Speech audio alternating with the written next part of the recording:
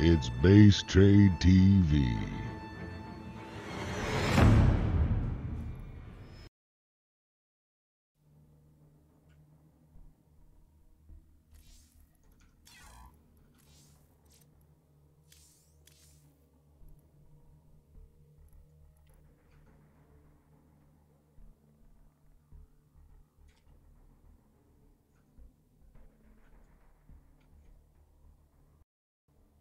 My mic was muted. Good start to the day. This is why I went live a minute or two early, guys.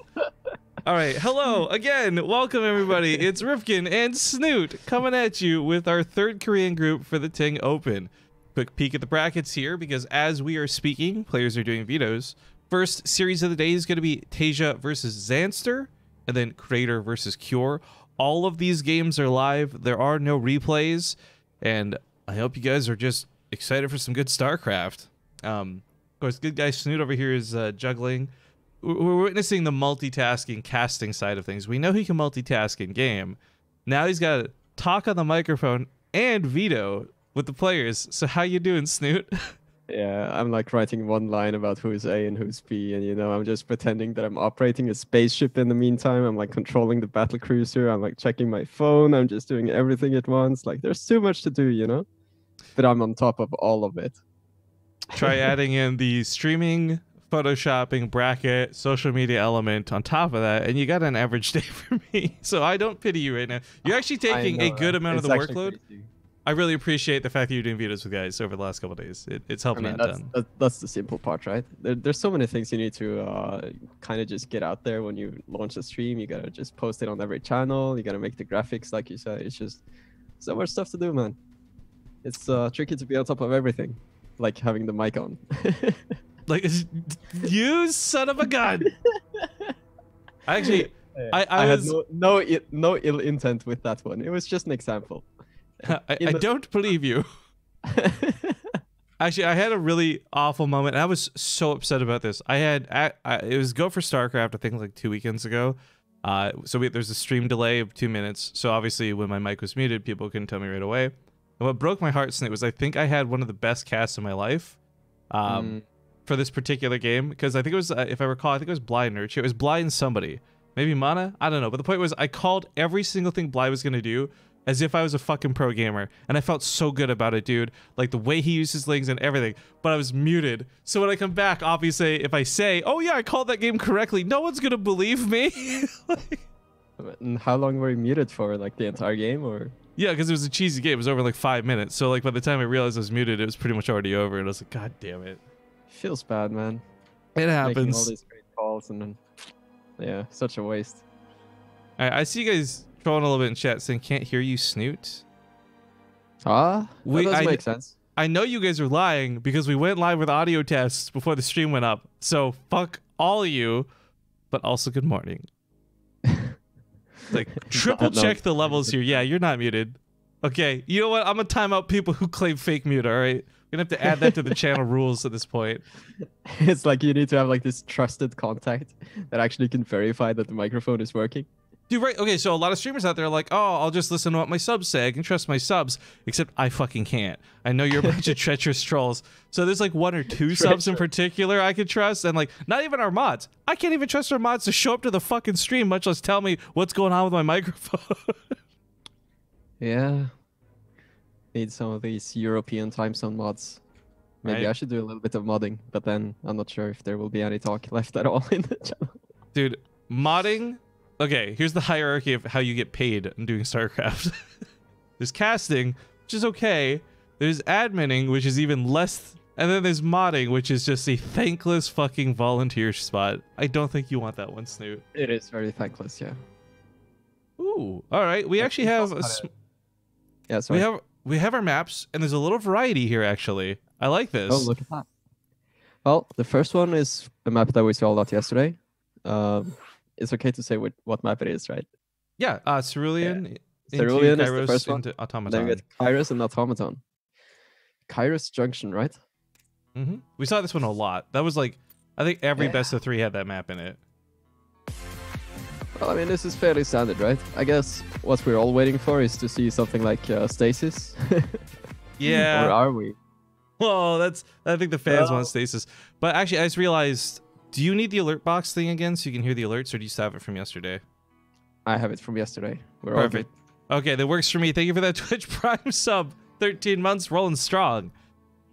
Now, we should talk a little, before we get into the game, before this gets started, Zanster's playing, which is weird. A lot of people might be thinking this is going down on North America, finding that middle ground, but for those who are uninformed, Zanster is presently living in Korea.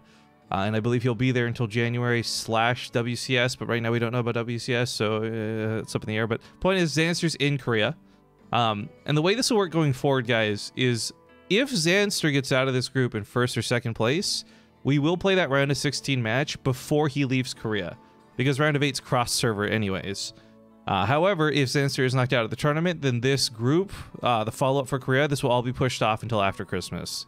And I'll talk a little bit heavier on the scheduling aspects of all that after the cast is done today, because I'll wait till we have the most people tuning in, frankly. But yeah, there's a lot to be said. There's so much to be said about the players. As soon as Zanster gives us the go-ahead, yep, there we go. Let's hop into Cerulean Fall. See you guys for the first game of the day.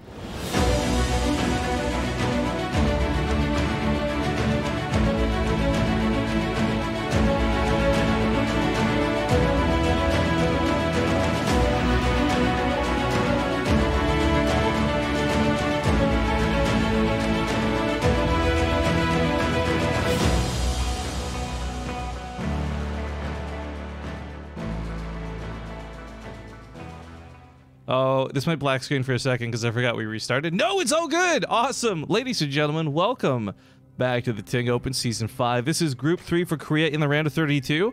And it's the last Korean group to play out. Spawning in the top right side of the map, playing for Storm Gaming, it's going to be the great Anton, a.k.a. Zanster.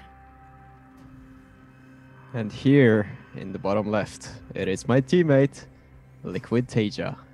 Hell playing yeah. as the blue turret. All it took for Tasia to come back was for Snoot to retire, guys. Yeah. It's a big group. There can only be one badass on Team Liquid at a time. Hey, this is badass. I'm liking what I'm seeing here on the minimap, Graham. Yeah, it's well, it's Terran, it's Korea. What do you expect? I guess you expect, right? This is gonna pick up pretty quick. So I just want to highlight again, like, it's weird because Zanster's in this group. I know, guys, but it is all on the Korean server. It's all Korean ping. Zanster's playing from Korea. But man, I think anyone who looks at this group, you see Tasia, Creator, Cure, and then Zanster. Zanster's like the underdog for sure. But what I love is knowing how Zanster plays and having cast his games. We're either going to see a lot of like Zanster getting 0-2'd today, or he might actually do a bunch of upsets that completely catch people off guard. Because he's capable of winning against these players, and I mean that sincerely.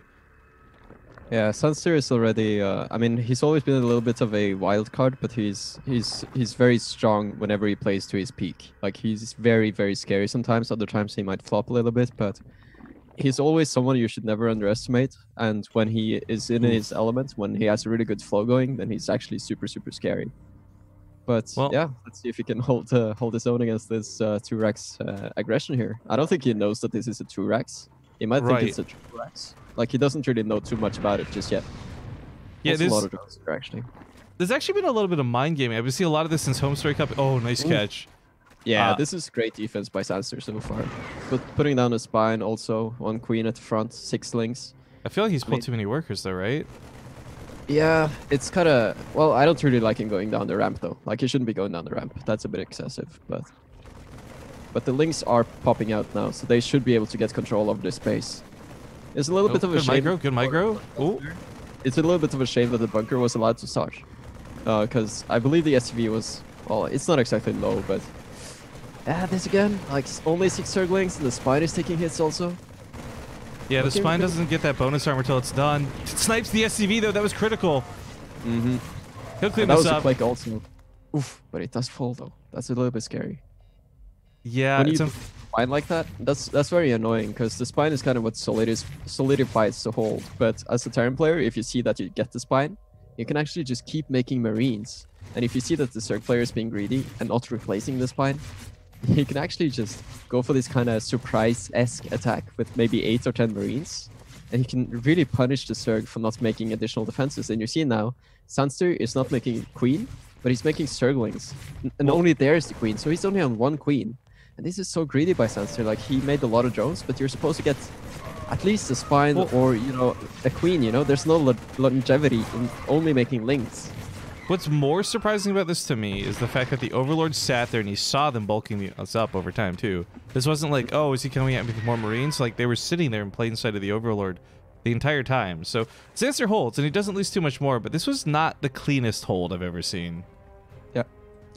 But then again, I guess it's a good call, right? I mean, he didn't show the maximum amount of respect for Tasia's Marines, but I don't know, like, he didn't lose too much. It wasn't like a terrible that he made, you know, he got away with making a few links, and it worked out a little bit better than I expected.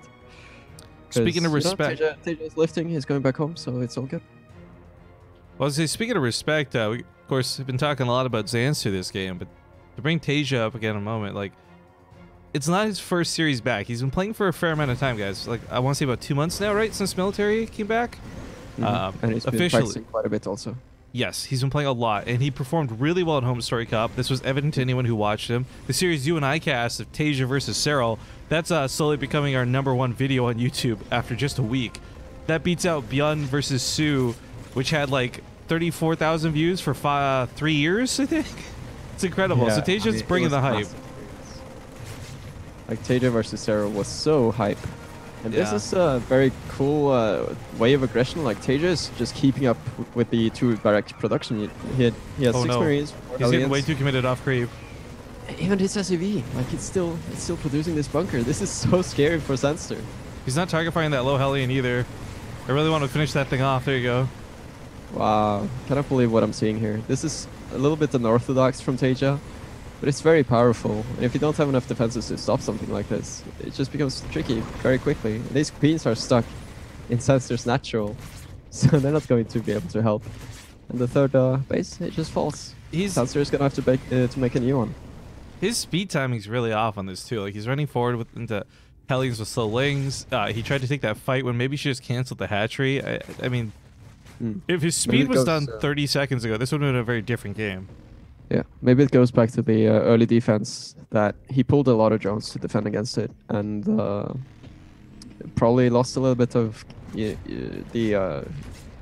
know how you pull drones out of gas and you don't really want to start circling speed right away? Like, this is the one scenario where it really backfires not to have a quick circling speed.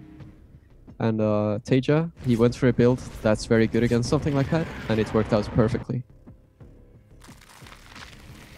The Baneling nest was scouted, and the Banelings get caught too. Oh, that's so painful. That's the worst feeling at Zerg, when you make Banelings like this and they all get caught. I'm surprised he's letting them finish up too, or trying to at least. Yeah, you don't really have much of a choice at this point. GG. Yeah. GG! Well, a little disappointing for Zanster, but game 1 goes to Tasia. Harrison Inc. in the chat asks, is there a veto map pool chosen by the players for us to see/transcribed? I don't know. Do you guys really care about vetoes? I know that anytime I've ever watched a WCS broadcast, for example, I've never really cared about the veto system, aside from just, like, hearing about it. If this is something more people want to see, we can certainly try and set scenes up for that in the future, but as for right now, Zanster vetoed Stasis and Blue Shift, Tasia vetoed Port Alexander, and Parasite, which leaves us with Cerulean Fall, which we just saw, then Kairos Junction, which is coming up next, and if we go to game 3, it'll be Automaton. It's one of those things that I would imagine back in the Caspa days would be like super, super secret. Like, we cannot show the map vetoes to anyone, right? There's so much Kespa stuff that I just never ever got on board with. Like the replays thing. It's like they all shared replays anyways. Why did it matter how big of a secret it was? Yeah, just so many hidden things. And the thing about map vetoes is that some of the broadcasters, they kind of make a point out of it, but other times it's just not a topic. So it's kind of cool to hear someone actually ask about it, because there really isn't a what do you call it? Not a system, but there aren't any rules from an organizer standpoint if you are to show the vetoes or not. So it's a little bit of a mix. Like, sometimes you get to hear who vetoes what, sometimes you only get to hear the map order, and you don't really often have the complete picture like you would maybe in a WCS, like a BlizzCon finals, for example. Yeah, well, That's a bit more of a rare thing, and there doesn't really seem to be much of a system for it, now that I think about it. yeah. Again, for me personally, like the way I run my channel is basically I like watching Yeah, there's StarCraft with the friends, standard.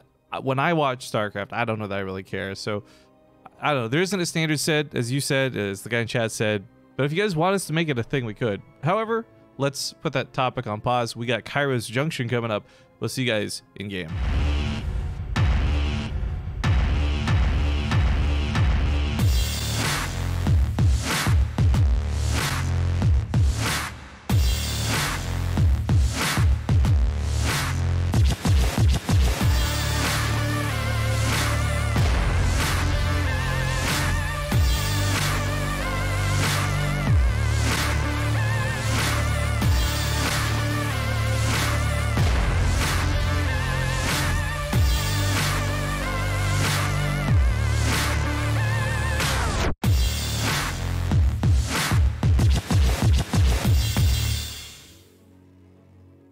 All right, folks, it's game 2 in this best of 3. We carry on Kairos Junction to the bottom right with 1 point up in the series. We have the Blue Terran player, Team Liquid's Tasia. And in the top left, currently down a map, it is Storm Zanster. Also, something kind of cool I noticed. I guess I didn't see an announcement about it, but I saw someone hashtag charity after their 25-bit cheer earlier in the chat, which, by the way, thank you for that. And I guess Twitch is running some sort of charity promotion again. I always think that's kind of a cool way to do it.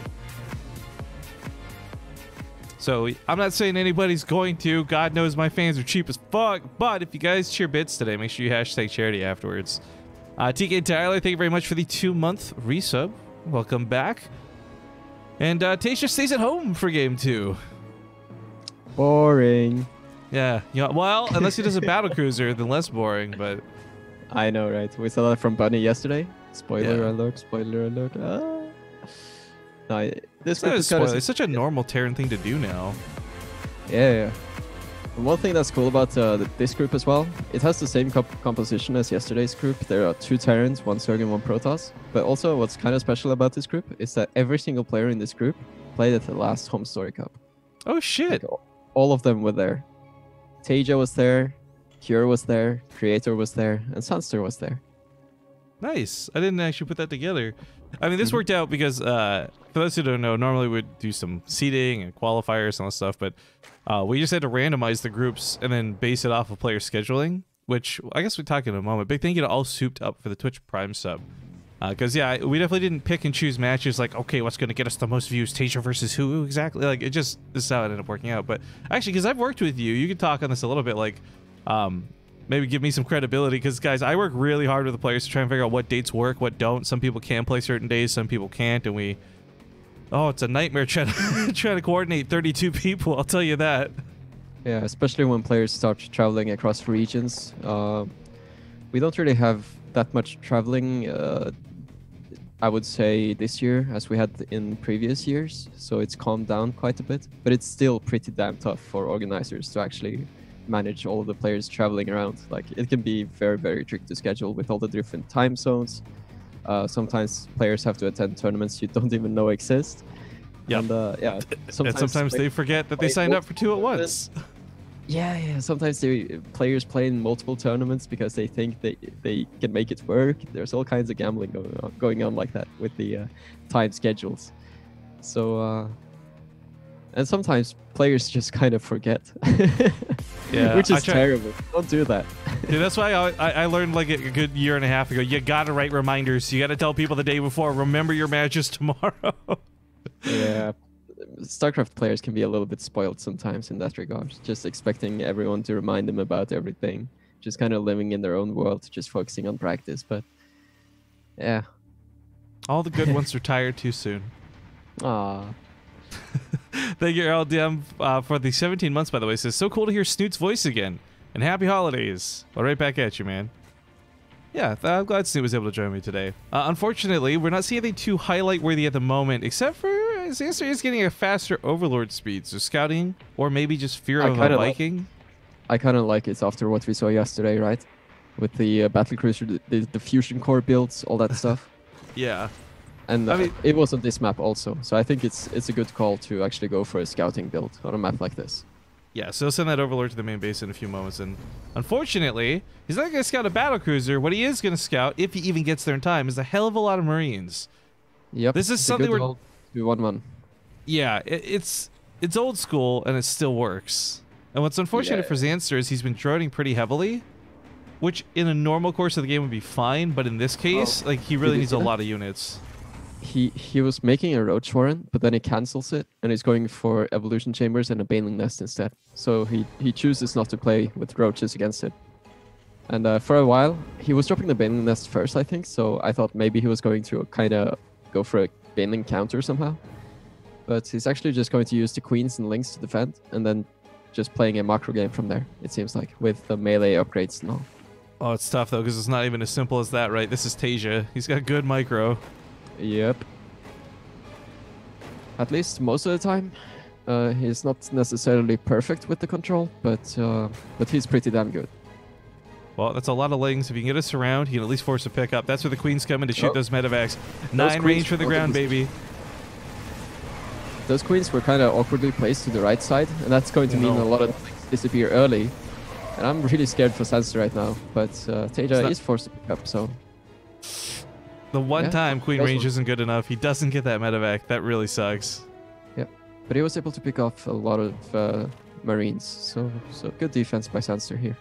Yeah, I guess what's kind of key to highlight behind the scenes, right? Showing the income graph real fast. Like Zanster, because he had that risky build here with a lot of drones and not so much army, he's got the money to take these losses. He's up on 62 workers right now. Tasia's not even on a third. So this is something where Zanster is either going to have such a good economy that he'll just be able to throw money at Tasia to win, or Tasia will kill him with an all-in because Zanster's ill-prepared for it. I'm not sure which direction this goes, but I'm hoping not the latter, because I want a game 3.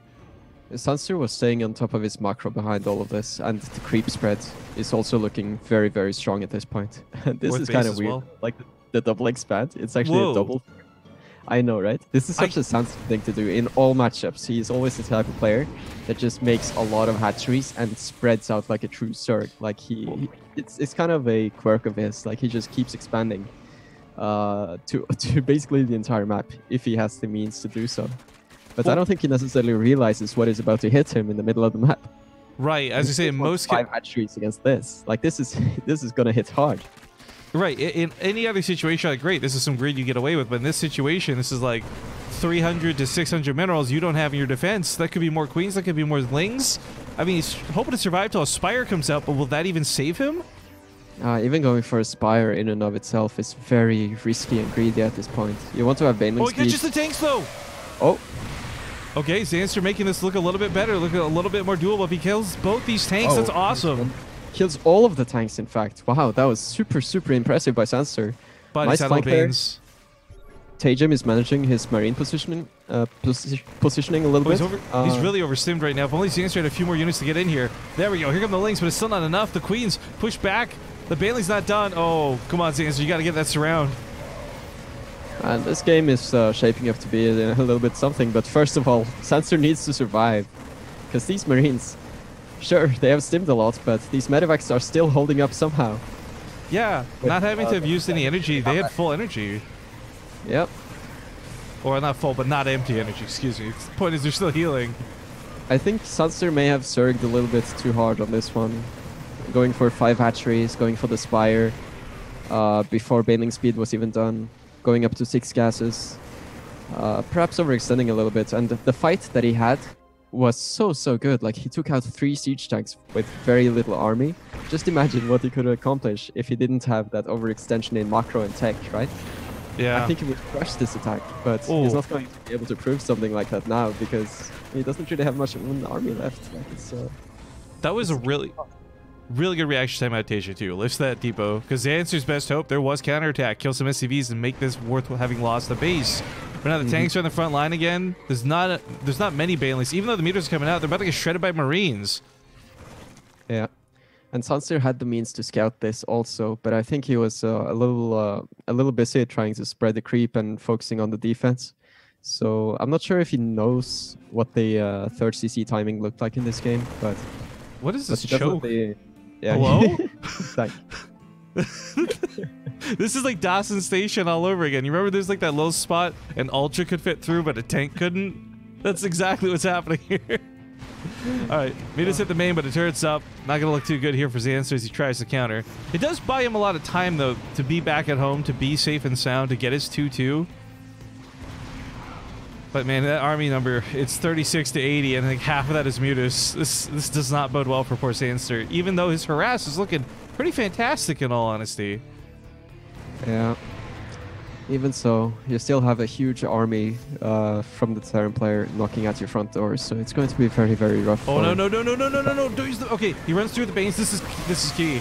But the splits out of Tasia are good. The tanks aren't gonna die. GG. Don't you kind of feel like the way Tasia is moving is the way he's moving his tanks, like it's kind of reckless. He's like acting as if they are immortals or something. Oh yeah, agreed. It's been off-racing too much. Just kind of leaving them by themselves, and it's like, yeah, well, if they get links on them, I'm sure they'll take care of it somehow, right? Just very, very brave is what we'll call it. Brave, very reckless with his tanks. Like I think this was great play by Tasia, but he needs to watch over the tank positioning a little bit in the next ones, or else it's gonna be a bit weird, I think. Well, folks, real quick here, because it asked in Twitch chat, there are not 2 best of 3s today. We're playing 5 best of 3s today. This entire group's going to play out.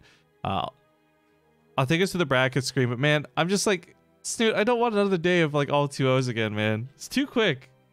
Too fast. Well, yeah, for now it seems like that's the way it's going to go.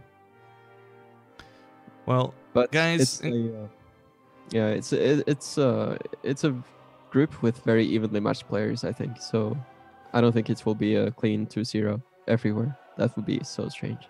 Right, that's what kind of sucks is you watch the game that just happened with Zanster, and anyone who doesn't know Zanster is like, okay, that wouldn't expect it. Korean beat a foreigner, right? Like garbage foreigner, what are you even trying to do? But like, honestly, Zanster's a better player than a lot of people give him credit for. And I'm not just saying that to hype up the group. Like, I've been casting Zanster for literally years, and I love watching him play. And he overcomes weird adversities. I'm hoping that that happens today. Unfortunately, not this first best of 3, but good guy Snoot's already starting vetoes with the players. So folks, we're going to run to a small commercial break. I really didn't expect to do it this quick, but I should at this point. Korea goes by so fast. So we'll be back in a few minutes. When we get back, it is Creator versus Cure. That is a PVT best of 3. All matches today are best of 3. I'm your statue, your heart is a magnet, I'm coming at you. Girl, you're my target, I'm aiming at you.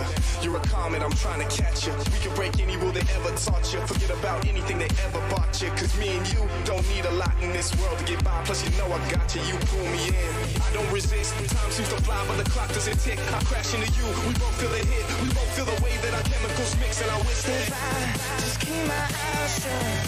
Maybe this time it'll be enough. So I need the dark. Without you here, I would never see the stars. I'm headed for you. Foot on the gas. I'm coming straight at you, no looking back.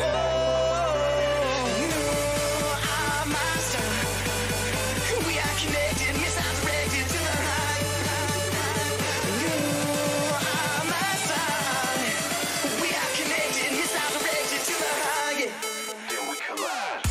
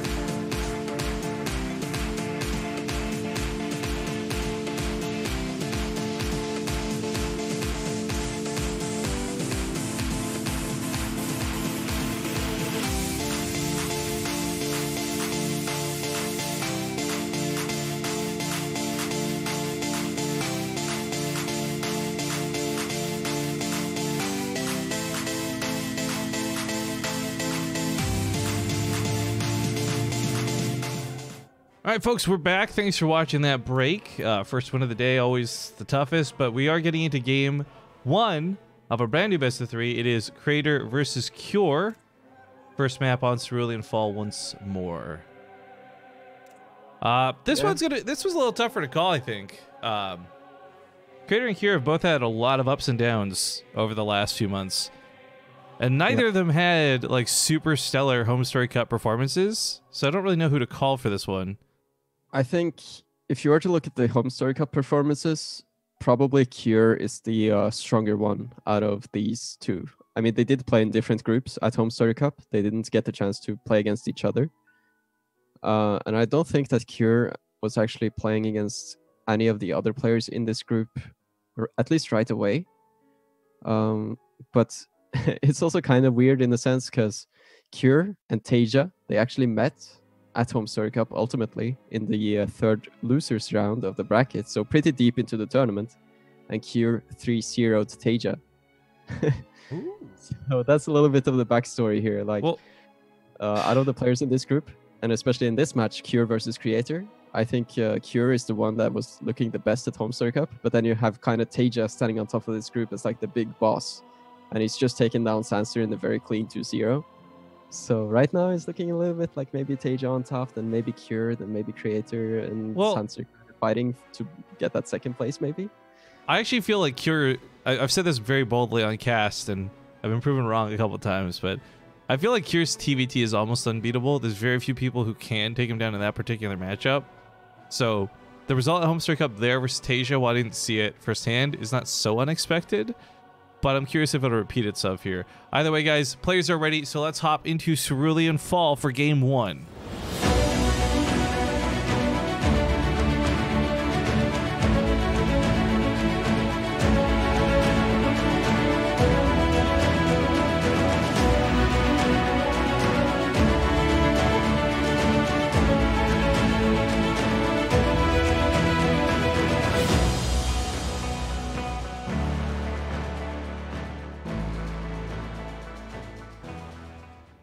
All right, folks, we are getting into game number 1. It's a brand new best of 3, and it's still the preliminaries of the group. So Rifkin and Snoot coming at you. We got 3 best of 3s after this, winners, losers, and of course the group finals. But kicking this one off in the bottom left, we've got the blue Protoss. It's Creator. And in the top right, playing as the red Terran player, it is Cure. All right, Cure is one of my favorite players in Korea generally right now, but we'll see if Creator can kick some ass and take some names. Okay, I gotta shut this down really quick too. I saw a post about this on Reddit, and that's being brought up in Twitch chat. Guys, I don't know much about the details for betting on StarCraft 2. I don't do any of that myself, and to be frank, I'm not a fan of people who do. I don't like that the tournament, the good games we put on can get sullied in that way. And I've heard about this accusation about what happened yesterday. I'm trying very intentionally not to give it any credit while I'm speaking on stream, but I will say right now, shut it down. No, unless you have any definitive proof about anything, I'm just going to assume that that's like some very weird form of like harassment. So shut it down, or we're going to shut down you, question mark? That was a bad way to end that. But I'm just not willing to adhere to that stuff today. So please and thank you. Anyways, as far as getting back to this, Ting has put on a lot of really good tournaments, and I'm really glad that they continue to promote cross-server play. It's not happening till the round of 8, but that's why we have like Korean groups here, European groups there, and of course, even some North American groups mixed in.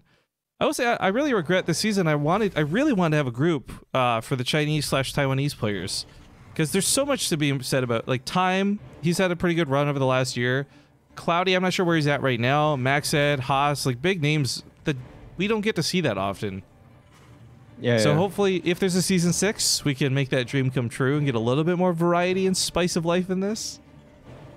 Yeah, who knows, right? It's always cool to see more regions competing against each other, and then just kind of having this type of setup where you have a lot of play in the regions themselves, and then the best players or the best performing players from that region then get matched up with other regions. I think that's also pretty cool. So formats like this, I think, yeah, I think it's very nice, because you feel like even if it sucks to kind of play against players from your own region, you also kind of get to represent the region afterwards. So if you lose to someone in something like a Europe group, but you then see them going very far afterwards, then it's like you can still cheer for them in a sense. So yeah, this format is pretty chill, I think. Well, a little bit interesting building placement here for Cure. I guess want to prevent as much scouting as possible. So nothing sees this right away, and that's a tech lab going down for the starport. Yep. Very interesting. We've been seeing a lot of proxies in this matchup recently, but kind of surprisingly, I guess, we don't see anything of that just yet. Just a ton of Marines from Cure. So he's going to be well prepared against something like what Creator is trying to do right now, which is just a Stargate at home, just a normal Oracle. Ooh. So I think it's just going to be a very solid setup from both players to begin with. Probably not a whole lot of damage being taken from either player on either side. Cure is already splitting up his Marines very, very well, getting ready for the possibility of an Oracle. But to begin with, it's going to be a hallucinated Phoenix, and it's going to see this Banshee, Starport, everything. Well, what's interesting too is the starport for the Banshee is still not that common in TVP. We're seeing it more frequently. At some point in the next week, I'm probably not going to be able to say it's not common anymore. But there were some really good games of this at Home Story Cup, and we've just been seeing further emulation of it since then. And Protoss, well, what do? If they see a Banshee's coming, you build a shield battery. You don't even necessarily need detection all that bad. The shield battery just shuts down the Banshee straight up. So, after realizing he's been scouted, he cancels Cloak, swaps over to a Raven, and does not overinvest into this, which is very important. I think that's very clever. I mean, when you get the hallucinated Phoenix into your base that early on, then it's a good way to transition out of it, I think. Ooh, when he's going to get caught by the Phoenix right away, Snoot. Yeah. Well, I mean, the Oracle wasn't really going to do that much anyway. The Phoenix saw how many Marines there were. He saw that there was a barracks with a reactor on it. And this is also one of those next level moves, right? I think he just kind of knows, so you're respectfully. This is so super. It's like very subtle, but it's very high level play. Well, I like this though, because the reality is, if Creator gets complacent, and yes, there's a shield battery, so this will still be a problem for Cure no matter what. But if Creator gets complacent, that's some damage that could come back and hit him later. Yep. And that's the tricky part. Like, that's the next step of the whole high level play type of thing, is to actually just have this threat that's just there permanently, and it can appear at any given moment. Like, that Banshee is just going to be hanging there. And it's not necessarily a given that the Phoenix that Creator has patrolling in the south, you don't necessarily know if that one is going to be there forever, right? So if he at any point pulls it back, maybe to deal with a medevac or something, then that's an opportunity for the Banshee to come in and start dealing damage. But even so, like, Creator actually did invest in a shield battery, so I feel like they're both just very, very prepared right now. Yeah, I think actually what I like about this Banshee is twofold, and neither of those reasons are for the damage. One is it's like actually helping scout, so, you know, War Person flies by, something like that, he'll see it. But secondly, like, honestly, she's not going to kill probes, right? Even if she gets in undetected, it's 5 shots with a shield battery. It takes way too long to kill. But depowering like a pylon, like this bad boy here that's powering all these buildings, that wouldn't be too bad. That'd be a great pickoff, actually. We didn't really talk so much about the macro that's been happening here, but basically we're seeing huge 3-base power plays. Well, 2-base in the case of Cure here, as he's moving out with a 2-base heavy pressure. This is a lot of units with the Raven, Siege Tank, and everything. +1 finishing up in seconds. Yeah, and the Creator is going to be the defender here because he is taking the 3rd base and he's looking to hold this against the 2-base timing here from Cure. Very nice trigger on the stasis. Like what I'm seeing here. The Raven's going to have an anti-armor missile that could help out a ton with this, actually. Going to destroy the armor on these units. Charge is done, but this is some very awkward movements from the Zealots. They were just kind of waddling forward after being hit by the missile. So I think these Zealots are just going to melt, honestly. Everything is just melting. Okay, for those who don't know what the orange does, it strips away 3 armor from any of the units affected by it. So that's basically giving the Marines +3 weapon damage this early in the game. It's incredibly powerful. And the fact that he landed it... mine shots. They just landed on Marines, right? That's so rough. GG. Oh, it's just GG. It's happening, Graham. It's shaping up to be a 2-0 with all these short games. Well... Hopefully that's not how it will actually play out. But so far, that was a very cure-sided game. That was not even a chance for Creator, I feel. Oh my god. The Terran players in these Korean groups, they're just bringing it. They're just like 2-base pressure, 2-base all-in, proxy 2-racks. It's like... It's terrifying. Yeah, they're just really bringing it to their opponents. And every time the opponent is like, yeah, I'm going to play this somewhat safe 3-base build. And then they just die. It's just done. I feel for them. Like, all of these players going up against the Terrans in these groups, they have some interesting stuff going on, but they just get shut down so fast. Like, there's no chance. So that's a very rough start for Creator in this set, of course. But we'll see if he can bounce back. Also, just to talk about the anti-armor a little bit in chat, since there are questions about it. First and foremost, the anti-armor missile does now affect both shields and armor, so it will strip away Protoss shields as well. And yes, they can go into the negative, so if you have -2 armor, you're actually taking 2 bonus damage from everything else out there. It's kind of insane. When you apply it to things like Marines that attack very fast, very frequently, they're getting a lot more benefit out of that anti-armor missile than something like a tank would. So Yep. It's not seen that often, but when it plays, man. Yeah, and I mean, that was just so much destruction in one spot. The charged zealots getting hit by the mines and the missile, and then the Marines just clean everything up. It's not a pleasant feeling if you're a Protoss player, just having all your zealots kind of awkwardly melt in seconds, and then having the AI kind of... Like, they had a Guardian shield, but it was just way too fast to just try to get a jump on the army like that. You have to be so careful with a huge 2-base army that the Terran has just been powering up for so long. Well, Snoot, let's get into game. It's Blue Shift. We'll see you guys for map 2.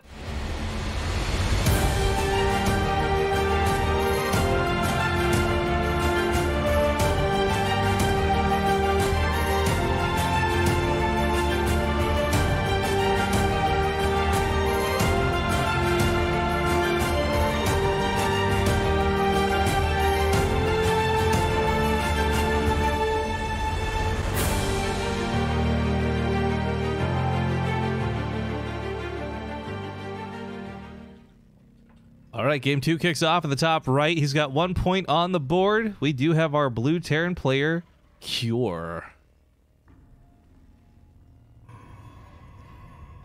And in the bottom left, as the red Protoss needs to come back in this series, it is Creator. Now, actually, just some comments about the casting for a moment here. Mellow Yellow says we got to get some more Snoot casting. I mean, open invite, dude. Anytime you want to come on, obviously you're going to be welcome. But I know you guys have been asking for more Zombie Grub, more Snoot, more Roddy, and I'm happy to keep trying to bring people on the channel.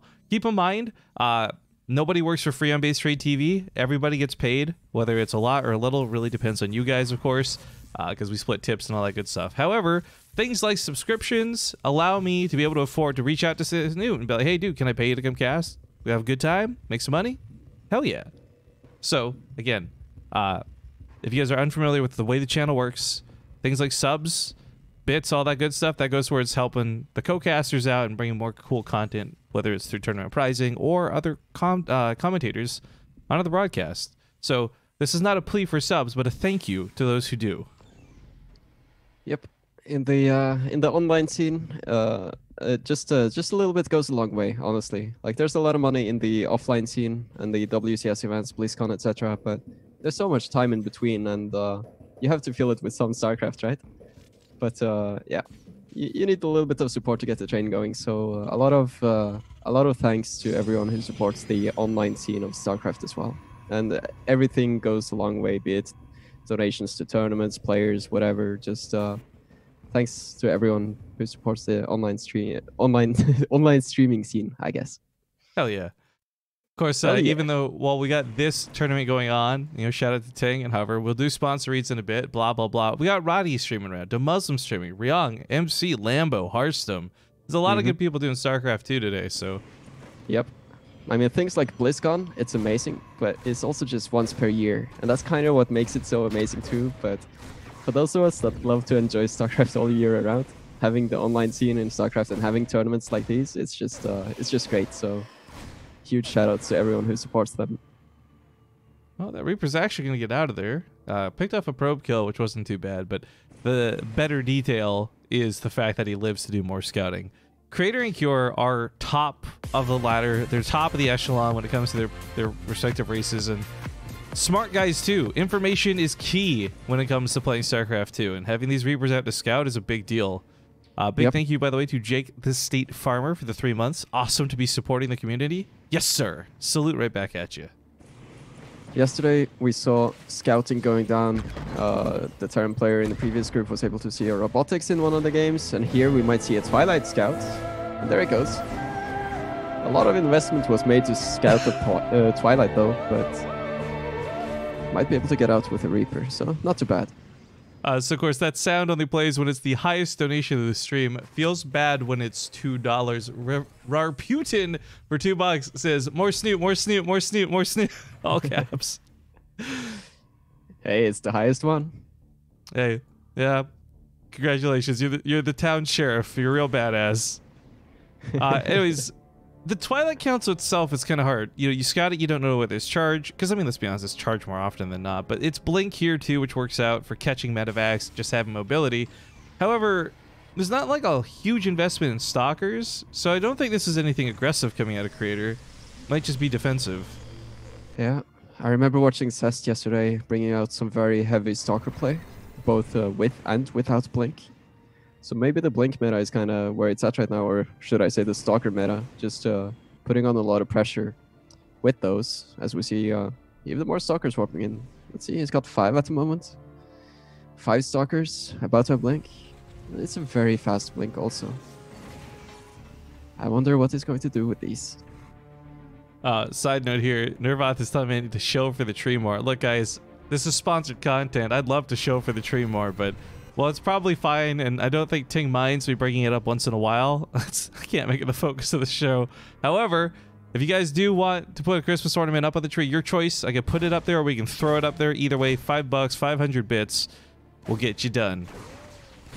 Okay, Reaper actually pushes off the third for a bit. That's kind of a nice move. Goes from being just like... I mean, the Reaper's got to be retired at this point, right? You're like, okay, you did your job, you scouted. You're not going to have much more to do in the game. The fact that he delays the third for any amount of time is pretty nice. And also he knows about the intent behind the third. Like he saw that okay, this was the moment the Protoss player wanted to take a third, right? And you can probably make some conclusions from that. But yeah, I feel like this Blink timing was so early compared to, like, he didn't really use the Blink for anything very useful at that point. Maybe it was more of a bit of a defensive setup. I'm not too sure. I don't want him to push in, because there's, of course, the tank and the cyclone and such. What I think would work out really well for Creator, though, is if he just polices the outside of the base. Treat this more like a soft contain rather than an attack. You know, catch any units that stray out of the base or rallied the wrong way, or, you know, a medevac comes out too soon. Because he doesn't have to commit with Blink, and that's what's beautiful. Oh, look at that micro, too, on the Stalker. Keeps that thing alive, both of them alive, too. Yeah, but you can only do so much with such a low amount of Stalkers, right? I think Cure is sitting very pretty in this spot. Like, he's just been able to power up with a relatively fast third CC. Just, and, well, Creator's investment. I don't feel like it's paid off.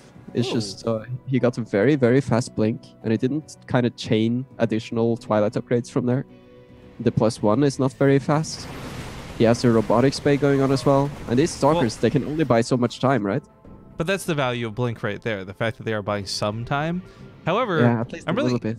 The follow-up to this, though, is so strange to me. It's a fast Colossus, and I don't mind that. Okay, if he does stuff like this to distract, though, then he gets time to build the Colossus. This War Prism, just like in many other games, like this War Prism is the true MVP right now. Because I think if this War Prism wasn't here, Cure would just actually move across the map and apply a little bit of pressure. Maybe not too, like, because it's not something he has to do, because he's taken a very solidly timed third base. So yeah, I think just as long as Cure stays defensive, that's not a bad move either. But maybe he could have put on a little bit of pressure. I'm not sure. Okay, it's a little greedy with the Stalkers there, but this is one of those things where, like, all they have to really do is pick off, like, one Marauder, one Marine, kite away, one Marauder, one Marine, kite away. And as long as he's not taking losses, it trades out better for Creator. Because Terran vs. Protoss is not a game of even army supplies. Ooh, grabs that medevac. That was pretty nice, actually. Really risky moves. This is such a Cure game. Like, every time I played against Cure in Zerg vs. Terran, it's the same story. A lot of the time, it's just triple command. Oh, hang on a second here. Huge fight coming in. Music just timed out well for that. Just one Colossus. Guardian Shield goes down. The Colossus doesn't have range. He doesn't need the Colossus so much as Zealots though at this point, right? It's pretty much only Marauders. Like, the Colossus are probably the least effective part of his army right now, funny enough. Yeah, that was a good hold by Creator. Yeah, I hope he doesn't overextend for the counter. I think pulling back, like, his army's looking great, but not good enough to actually go push. However, ooh, we got Liberators starting to get pumped out of Cure now, and that's going to be a problem.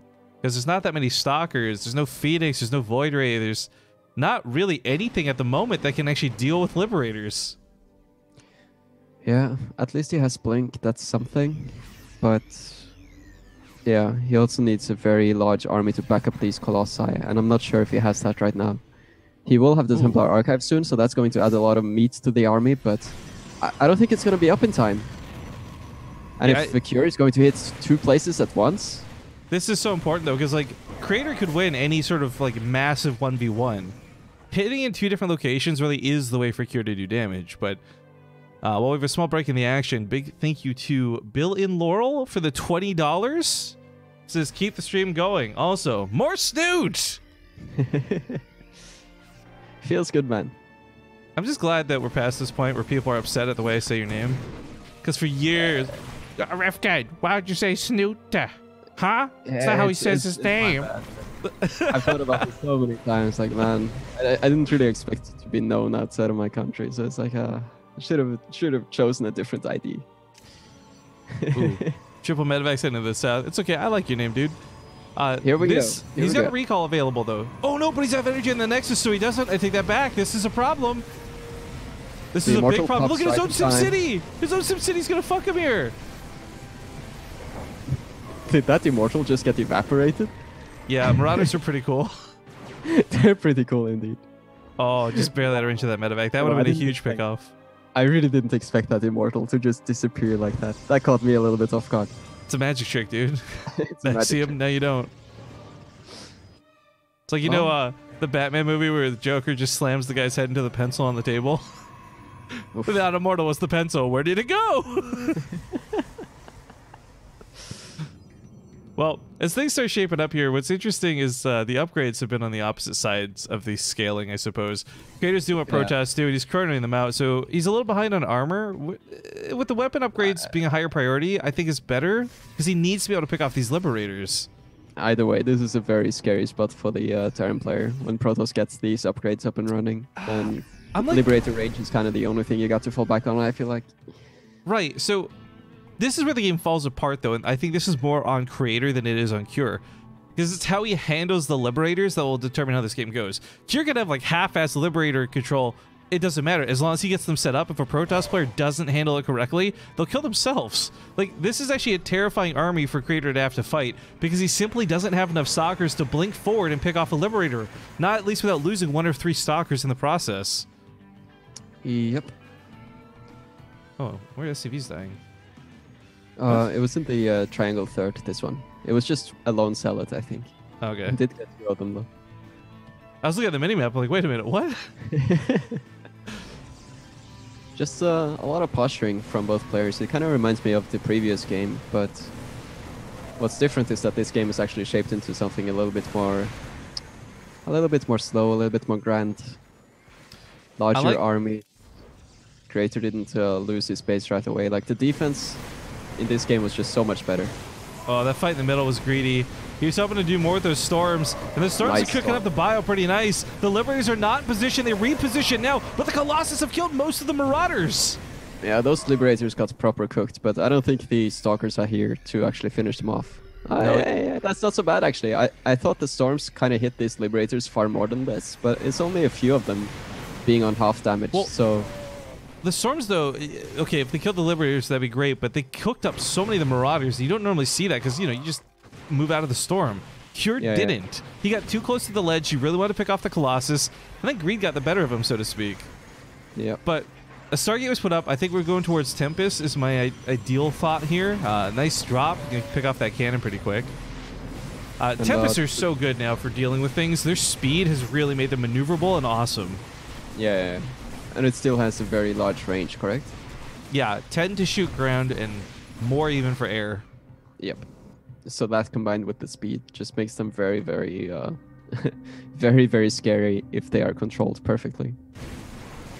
I'm trying to remember. Were you the one who told me about Goblin's Twitch emote, or was that Wardy? That must have been Wardy. I learned Goblin has a Twitch emote where it's like the code is Tempest, but it's a picture of a queen.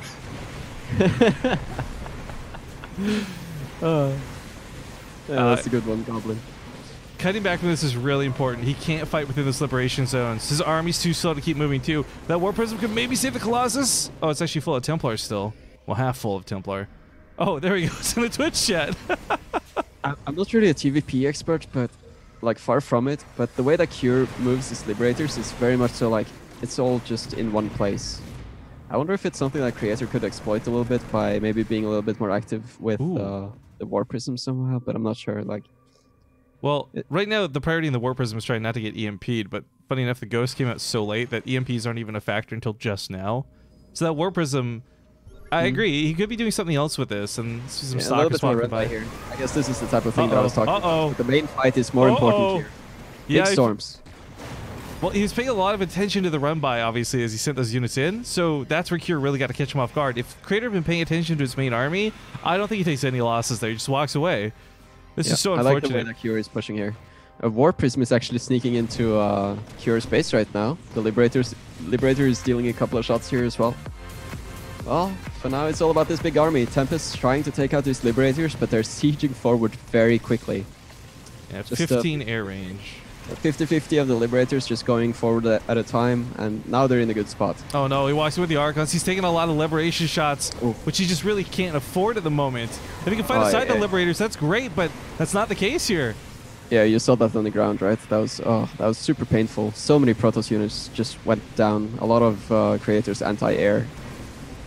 Except for the Tempest, they cannot be shot by Liberators in this mode, of course, but there isn't really a whole lot left on the ground. Two Zealots got a lot of counterattack. Not the same as killing a base, of course, but Creator doesn't go down without a fight. One thing I kind of wish we'd see, though, I like the idea of the Tempest, right? There's nothing wrong with the Tempest. Their range, wonderful. What I would like to see, though, is like a Void Ray or two. There's not that many Marines. Void Rays would destroy everything that's in this army. Whether it's the Marauders on the ground, the Vikings in the sky, or the Liberators. Because if you guys don't know, one of the big key elements they changed about the Void Ray 2 regarding its speed is it's no longer 50% slowed when it's in like hyperkill mode with prismatic alignment. It's only 25%. I like that term, hyperkill mode. I mean, you're fucking casting like Hyper Beam from Pokemon, basically. Like, let's be honest. The Mega Laser mode. The problem with the Tempest is their attack speed is just so slow, so the Liberators, they're just sieging up, and before they die, they take out all the Colossus with them. They got the Archons, too. This got too desperate at a Creator. He's lost the game with this attack. I like the Disruptor in the mix also, but it wasn't able to accomplish a whole lot. Well, a lot of the army here is falling, but most of it, most of the army that's going down is Creators. So that's going to be it for this series. Cure takes it 2-0. Very quick game number 1. Very decisive 2-base push from him. This game a little bit more on the macro side of things, and Cure just showing that he's very, very good in these macro games. And by no means a bad game from Creator either, but Cure just had the cleaner control, the better army management, and he was able to deflect all of the harassment. He fended off all of it, just countering with some Liberators and Medivacs on his own. So yeah. Good stuff. This spices things up a lot for going forward, though, because quick look at the brackets. Look, I'm on board with updating today, guys. Are you proud of me? Winner's match is going to be Tasia versus Cure. If there's any TVT match I'm looking forward to seeing, it's this one. However, before we get to that game, we're going to be doing Zanster versus Creator first. So that's a ZVP in the elimination match. We'll see which of these two gets knocked out of the group and which of them survives to go fight once more against a Terran of some variety in the group finals.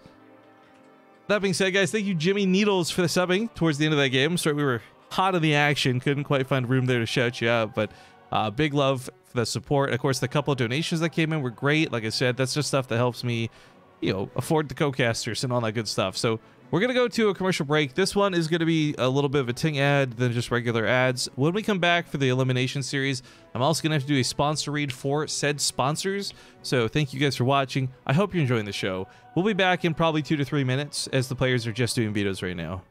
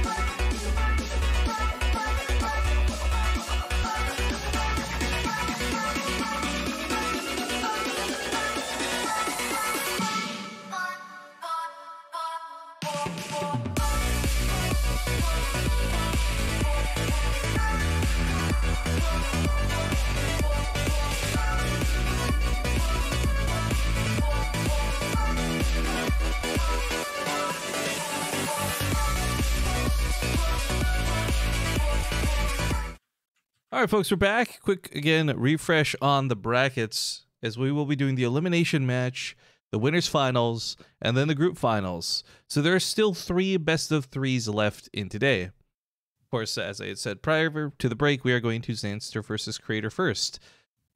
We'll need a moment, though, before we get into it, so I'm going to take some time to brag about some shit posting I did. Not too bad, if I do say so myself, because I just checked this tweet I made last night. Which was just absolutely me goofing around with partying on his stream. And it's got 78 likes and 12 retweets. Like, I'm actually really astonished because this is, if you can't tell by the tweet context itself, just a shit post, to say the least. I thought I'd share it with all you guys while we gotta kill some time. I think this game is a 100% win. Oh, that quality is poop. Okay, instead of screen regioning, I'm just gonna show you the actual video, guys, because that is some that's some Twitter quality poop quality. Actual video here. The title of this is "Fucking Parting," according to what I saved it as. Because the thing is, I'm about to show you guys this video, but you have to understand this video summarizes mine and Parting's friendship in like the perfect nutshell. Anyways, enjoy. I think this game is a 100% win. Here we are. Oh, thank you for the subscribe for me, Base Trade. Who the fuck are you? You're not Lipkin, because Lipkin never used the money like a grandfather. Fucking never used the money. Oh, thank you, thank you, thank you. This is a miracle. Okay. I am pro gamer. I don't need a dishwasher. Donation and subscribe. Only escape this life. God, I fucking love parting, dude. It's All right. impossible not to love partying. That Such a actually, legend. that bought exactly enough time because now we got the vetoes done. So I'm hosting up. We won't dilly-dally too long. I've actually got this long-standing tradition every year at BlizzCon. Because if you guys don't know, partying has several banners hanging at BlizzCon. More than one. And what I do is, every year, because I never see him there, I try to find his banner. I take a selfie and tweet it to him. But the catch is I'm always flipping him off in the selfie. No. My favorite memory of partying, though, actually, is not even game-related. I went to Korea one year, and I remember we got drunk and had some chicken, but I had worn a t-shirt I had custom made that had a picture of partying and Patience's face on it with a bucket of chicken in between them. Oh yeah, I remember this this picture. Yeah. Well, drunk partying thought it was actual chicken and tried to eat my shirt at one point, and while I was wearing it, of course. That was a weird interaction. Yeah. Well, if Zanster joins us, guys, we'll get it going into Port Alexander for the first game of the day. I got to give a shout out to Zanster. I know we talked about the vetoes and stuff earlier. To highlight, the first map he vetoed was Kairos Junction. Mwah, I'm so sick of seeing this map. Thank you, Zanster. The creator takes out Automaton. Zanster takes out Stasis. Oh, he might need to relog. Yeah, he needs to relog. Okay. Just the lobby bug, guys. He'll be back here in a sec. And then creator takes out Parasite, leaving us with Port Alexander, Cerulean Fall, and Blue Shift should we go to game number 3. Yep. So this is a pretty important match for both of these players. Whoever loses here is out. Yes. And they did play each other actually at Home Story Cup in the group stages. But that was at the start of the day, so it was one of the first matches of that day, and the one that was able to win back then was Creator. He actually won 2-0. But it's a new map pool, it's a new patch, so yeah, it's gonna be cool to see what's going to happen here. Because even if Creator beat Zanster back then, Creator was also taken down by some of the other Zergs, so it's not like he's looking super strong at PVC. And whenever I think of Zanster, I'll always tend to think of him as one of the better players against Protoss and Terran. So we'll see. Well, guys, with that, let's hop into Port Alexander. I'll shout out that donation once we get in the game. See you guys for map 1 of the Elimination Series.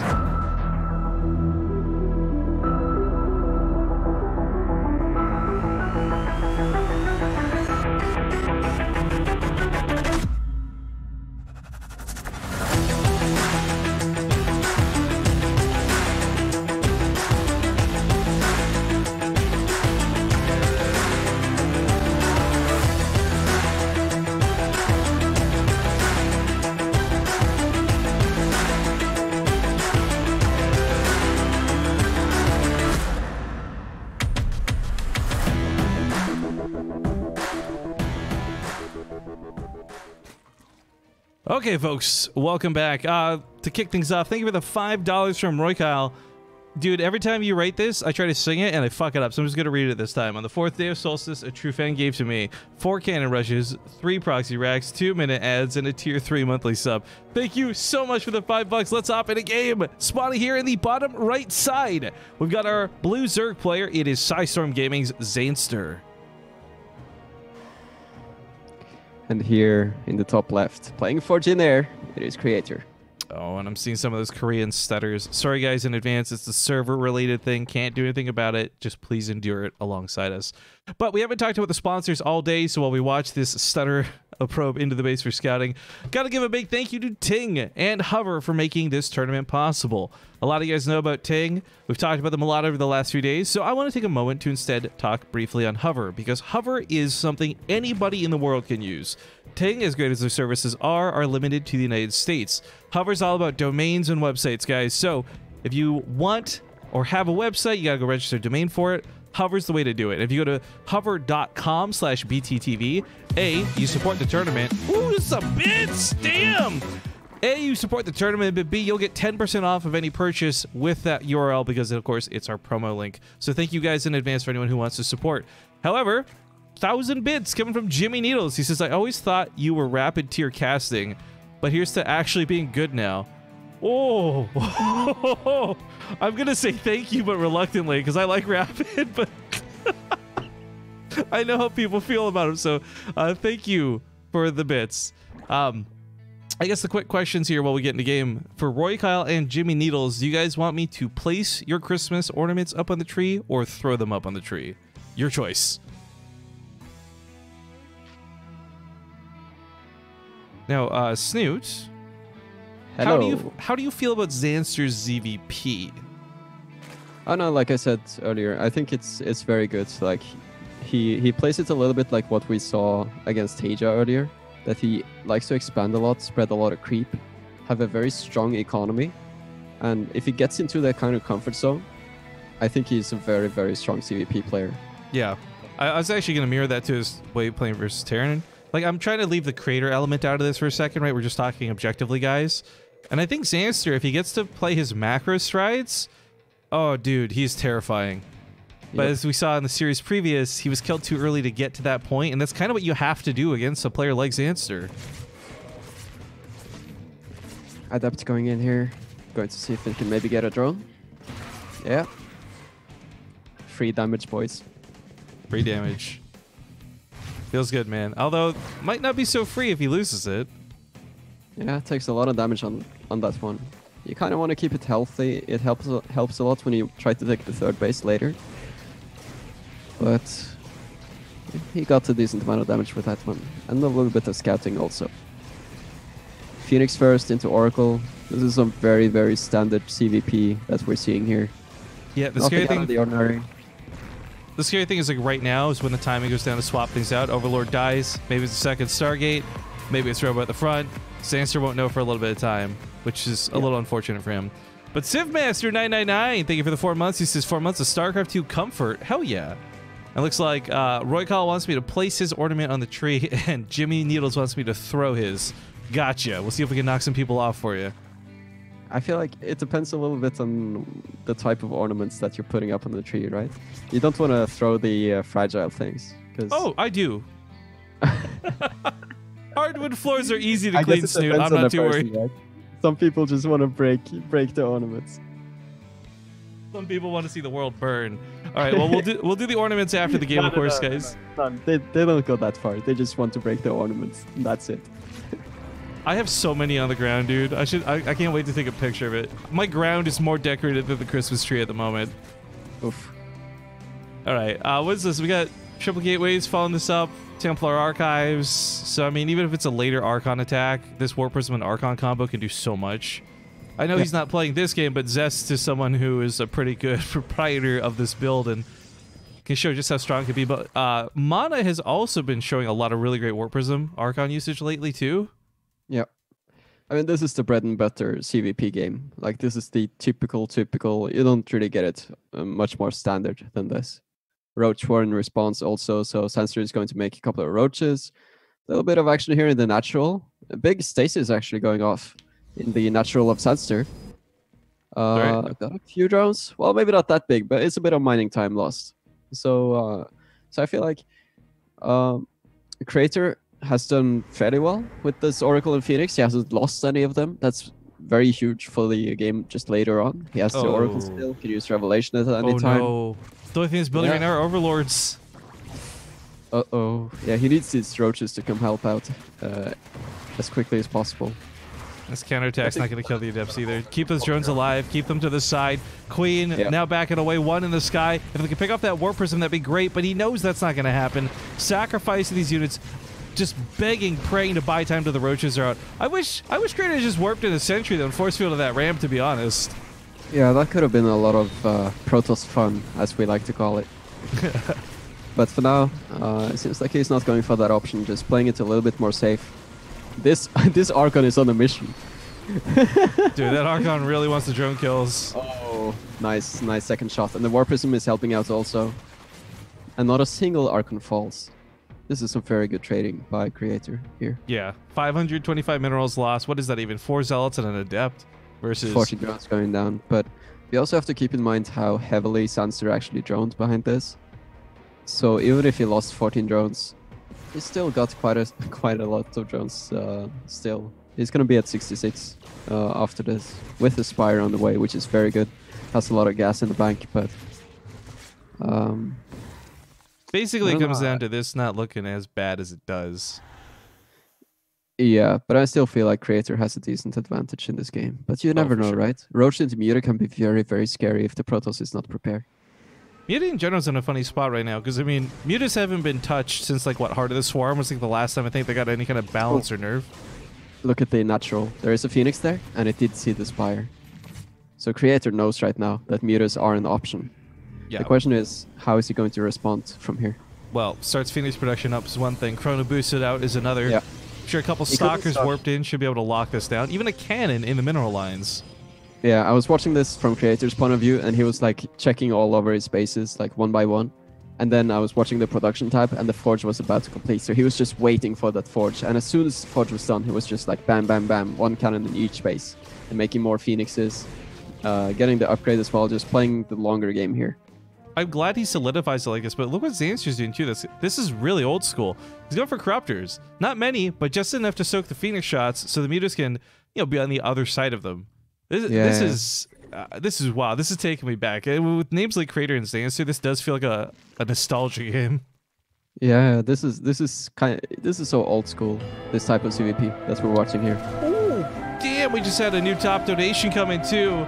Full-time job, $25. He says, in the words of Philip J. Fry, "Shut up and take my money."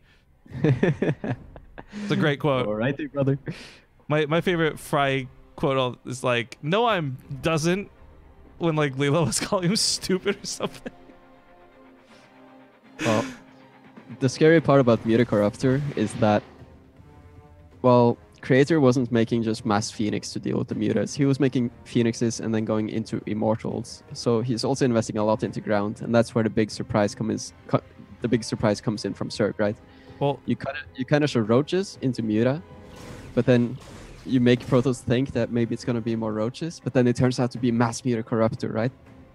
Well, there's another element to this too that's really interesting, right? The Corruptors can also help kill buildings. Oh, yeah, that is true. Oh, get that War Prism, though. Get that War Prism, though. That would have been a great way to start things, but Creator is very, very much so on top of his control. Even gets a counter in here. And this is very troublesome when you play Muta Corruptor, because you don't really have all that much to go on the ground besides links. Yeah, well, I'm actually a little surprised there wasn't like a Spine Crawler or two thrown down. Yeah. And if you bait the Zerg out with a small force like that, then the other base that you need for Muta Corruptor, like you need a lot of gas, right? So the 5th base here that Zanster wanted to mine gas for his Mutas from gets shut down because he does have a ground army, but it's not formidable enough to fight against the run by plus the main army of Protoss. Oh, no. This Protoss can be very sneaky about it like that. And Creator's taking advantage of it. Zanster needs to deal with the Zealot. This Zealot's clearing out his base, Snoot. Yeah. I mean, it's not that big of a deal because, I mean... it's 11 drones for one Zealot. Like. Yeah, but look at the income type. Like, it's Zanster, man. Like, he's got so many drones. Yeah, you're right. You're right. The Corrupt Army is still really scary in the front line because if the Corruptors don't get dealt with, at some point they do become Broodlords, and that's where this gets even worse for Creator. But, oh no, not like this, Zanster. Not like this. That is very much so far away. Zanster has not started any sort of hive, and that's one of the major problems with this Zerg style, is that there is this timing window where you kind of have to rely on spines or maybe lurkers. A lot of players would go Muta Corruptor into lurker, actually. Sometimes with good results, sometimes not, but Yeah, this is more likely to turn into a base race, and I think Zanster is doing the right thing here. When he sees Creator move out, he knows that his best way of defense is by attacking. That is exactly what he does. Well, Mutas have won a lot of base trades for a lot of other games. I'm excited to see how this plays out. Corruptors do a good job warding off the Phoenix. Ace 1, Ace 2 in the chat, boys, if you got him, because it is a full-on base trade. Oh, yeah. these Mutas. He's got so many Mutas, though. This is 29, another 5 are on the way. Like, he's got so much killing potential here. Yep. Caustic Spray, too, to help out a little bit on everything. You can also camp the Stargate. Oh, yikes. Yep. Another pickoff that's very great in this situation is the Templar Archives. You want to snipe it down fast so you stop Archon production. Okay, so he's got to get drones out of there too. Let's not forget part of the base trade is actually getting your units out. Zanster's got 2,100 minerals. He can build a lot of hatcheries. I think this is looking very good by Zanster. And this is such absolutely. a Zanster-esque game, by the way. Like, this is kind of his element. When games get a little bit crazy, like, I talked about his macro and the creep and expanding all over the place. This is also one of the things that Zanster excels at, I think. Games that are a little bit unusual. You know, one thing he did too is he's dealt with most of the Phoenix. Those Corruptors did their job at this point. We got some Infestors following this up. I really love the idea of those. But oh god, he's even catching the Stalkers 2, 3, doesn't matter. There's very little anti-air from Creator. That's way too many mutas, don't you think? Oh, agreed. It's terrifying. 38 mutas is a full murder of mutas, but you know, I will never, ever, ever see as many mutas in a game as I did with Gosu User back in the day versus Morrow. Because he killed all of his supply, queens and drones, to go full 100 mutas. Damn. So this is a lot of mutas, but it's not the most mutas I've ever seen. I don't think I actually saw that game. That was an old school, dude. That was like back on Overgrowth, I think, like forever ago. You're the only other player, by the way, for the record, I've ever seen kill all their units for a full army. Yeah, it used to be a very strong thing to do against Terran, but against Protoss, it didn't really work that way. Well, this has developed into a one base versus one base situation. Kinda, what's that? You watching Pacific Rim? Reset the clock! I haven't seen that one. I spent so much time playing StarCraft that I haven't really caught up on too much culture besides it, you know? The thing that's so terrifying is the mutas, like Storms and Archons could annihilate this. Zanster is a terrifying army for sure, but it's also one that could fall apart very quickly with a little bit of miscontrol. Oh, he snipes off the Archon though! And Storms trigger the barrier on all the Immortals! The Archon is the only thing that kind of sustains the Protoss army, and I think Zanster has got this in the bag. Dude, yeah, this is crazy. I think Zanster has got it. I mean, even if he messes up at this point, he doesn't have to take the fight. He's doing exactly what I thought he'd do. Just go across the map, but oh god! Yeah, I mean, it's only 2 Archons. Even if they were stormed a little bit, it's just too many mutas. There's not enough anti-air here for Creator, so Zanster is just going to keep expanding away from this scary immortal force, and he can do this forever. He can build extractors everywhere, and all he has to do is kill these pylons one by one, kill the gases, kill the remaining buildings, and it will take a miracle for Creator to hunt down basically this hide-and-seek force by Zanster, because he just keep replacing it over and over. I really like, though, this kind of really exemplifies what we talked about with Zanster, though, right? If Zanster gets to play the macro game, whether it's forcing a base trade like this or like just using actual macro, like he's a terrifying player to play against. This isn't some like bout of luck, like, oh, you got lucky versus Creator in a build order. Like, no, this is Zanster playing his strengths. Yeah. Oh, this game, the way this game developed also was just kind of, you didn't really have any particular strong moves in either direction. It was kind of like both players just macroing up. And wait a minute. Zanster's almost out of buildings. Is he? Yeah. Are you kidding me? Did that just happen? God. He lost the game. What? I'm speechless. I don't. Hang on. Before we leave, I'm gonna rewind real quick. I gotta see where his last drones were. That's the screen up for a bit, man. Oh, we gotta go back like a few seconds. Sorry. I cannot believe what I just saw. Neither can I. And I bet you neither can Zanster. Okay, he has 4 drones. Oh, his drones just like nowhere near anything he can build. He sent them all down here. He got caught. No. Oh my god. Oh my god. Dude, he had like 1,500 minerals too. He could have built a hatchery with that drone in the middle of the map. They didn't even come down to extractors. Oh. Jesus. Well, that's heartbreaking. That's game 1. Yeah. It's game 1. Not like game 3 or 4. Like, how would you react after a game like this? It's like, in one way, it's heartbreaking, but it's like, I cannot believe that just happened. You kind of just need to shake it off because it's so ridiculous, right? You know what I love? What I would love to see right now is not even Zanster's reaction in real time to what happened there, creator's reaction to what happened there. To be a creator in that spot, it's like hitting the jackpot. You just win the lottery. You actually split your army up, but you actually manage to find everything and kill it. It really is like winning the lottery as a Protoss player, and he just won. So for creator, I can only imagine that he's feeling very, very relieved right now because on paper, he was super, super dead. Phenomenal. Credit to creator though for splitting up his army to the extent that it did and chasing the way that it did. Yeah. Because it takes a lot of multitasking to split your army up like that. Well, folks, it is still the elimination match. Someone in chat is asking, has Tasia's second match played yet? Nope, that will be coming up next. It'll be Tasia versus Cure. A rematch from Home Story Cup. Yeah, but these guys are ready. So let's just hop into it. It's Cerulean Fall.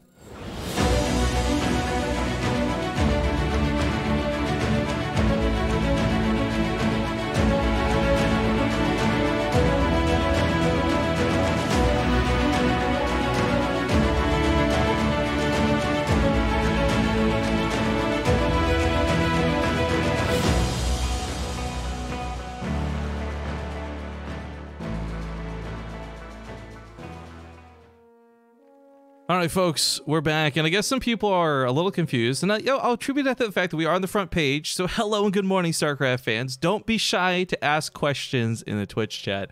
But some people are like, how did that game end? And if you don't know, one of the big things about StarCraft is one of the win conditions is kill every building. Doesn't matter how many army units you have left, doesn't matter how much money's in the bank. If you have no buildings in play, you are forcibly ejected from the game, and that's what we saw there with Zanster. So yeah, it's brutal. It's a bit of the reason why we were making such a fuss about it, because it doesn't really happen that often that you have games that end up in a base trade. Yeah, it's pretty rare. Where the win condition actually is that all the buildings do fall. Most of the time in StarCraft 2 and StarCraft 1 for that matter, the win condition is that you kill most of the army and one player realizes that the army loss is just irrecoverable from there, and you just concede basically because you know that you cannot rebuild that army over again. But once in a while you have a game that's like this, the base trade scenario. And yeah, it just happened. We just had something very strange go down. You get to watch something rare, which is cool. Absolutely. But yeah, before we get into this, also, I forgot to bring this up. Full-time Job, who are big, thank you again for the $25 donated that last game. If you're in the Twitch chat, do you want your Christmas ornaments placed up on the tree or thrown up on the tree? It's your decision. Let me know. But I guess we kind of skipped intro, so, you know, bottom left is Zanster, top right is Creator, whatever. We're 2 minutes of the game now. I really feel for Zanster. Let's forget the heartbreak. Let's forget the frustration of the way that game ended. What is really, really important is this is still the elimination match. No matter how much he's hurting from that last game, he's got to suck it up, walk it off, because if he loses this game, he's completely out of the Ting Open. He'll receive no prize money for competing. It'll be a sad finish, because I think Zanster's got so much potential in him. Yeah, and we could see that in the previous game, and I think he is the type of player to be able to shake it off. He knows that he played a very good game. He had everything set up perfectly, so as long as he doesn't make that same mistake over again, or similar mistakes of that type of nature, then I think he should be good. And I think of Zanster as a player who doesn't really overthink things after a loss like that. I don't really see him get tilted that way, so maybe I'm wrong, but I think he can bounce back from here. I believe so. Just knowing how the tenacity of this guy, but yeah. Also, I guess because I keep forgetting that we are on the front page today, which is hype, you know, viewers, yay. If you guys are joining us for the first time and you like StarCraft 2, or maybe you're just getting into it, it's your first time watching it, whatever the case may be, just be aware that this Twitch channel, this isn't like your typical professional broadcast of a WCS posted up by Blizzard. BaseTradeTV is more grassroots and a lot more about just watching StarCraft with friends more than anything else. So it's a lot more laid back, and I actually read the Twitch chat, if you could believe that or not. So if you guys have questions, I can't always answer them, but I'm very happy to try and field a lot of those questions, because the more people that we can get enjoying StarCraft, the better. Yeah, and we do forget sometimes about the new viewers coming in, so we'll try to explain a little bit here and there, but yeah. Oh yeah. Also hit the follow button. I'm not even gonna bait you for Twitch Prime. Just hit the follow button too. Really appreciate it. So just another typical CVP here, but this time we had the Oracle before the Phoenix. In the previous game we saw the opposite. So this Oracle is gonna shoot the lasers on the drones, and because it was so early, it's actually gonna get a few more kills here. Ooh. 3, yeah, 4. Almost 5. Almost 5. Yeah. So maybe a little bit shaken up from the previous game. Creator mixing things up, going for the Oracle first instead of the Phoenix. 2 Adepts going in as well. Going for the Shade in. It's going to add up Gets to that 2 kill more count. drones. Yep. 3 more drones. Keeps counting up. 8, maybe a 9. Looking for the 9th. He could have built cancel that too. That's a little sad, but okay. Good damage by Creator. Also manageable damage though, because Zanster wasn't devastated by that attack. However, if he keeps taking more damage, that will, like, he's really on the line right now. Thank you, Smiles19, for that Prime sub, by the way. Glad to have you. But also remember that Creator was able to put down his 3rd Nexus for free, so he has an expansion on the way, and it's been uncontested. Like, these links, sure, they're standing here, but no pressure has been put on, and he's actually going back in for more. Lifts the Queen up, allowing the lasers to just rain down on these poor drones. 7, 8, 9. I mean, that was really greedy. A lot of times you won't see a Protoss player sacrifice an Oracle for it, but how many? That total of 18. Yeah. 18 drones have fallen in this game. That's just ridiculous. And yes, Creator did lose 1 more Oracle, I believe, for this, but did he remake one? Yeah, he lost an Oracle, but he was actually up to triple Oracle in this game. So he still has 2 Oracles. Like, he can go back in for more if he wants to. But at this point, Zanster's had to make so many extra drones. I'm a little bit concerned for the follow-up defense here. But then again, it's Cerulean Fall. It's a large map, so the distance is on Zanster's side. Like, the War Prism is going to take a while for... it's going to take a while for it to reach Zanster's base, right? He's also got really great scouting setup, too. Links spread out, Overlord's here. Eventually, he'll lose the scouting, but for now, he knows it's safe to drone because he doesn't see anything coming out. Yeah. And if he pokes forward, he sees that there is a few Zealots in the mix and a Sentry. And that's not really the same thing as seeing like 6 or 7 or even 9 Adepts shading towards you, right? It's a bit more of a passive setup, so you can feel a bit more safe as Zerg scouting something like this. Also, big thanks to N3A Power for that 9-month resub. Thank you for coming back.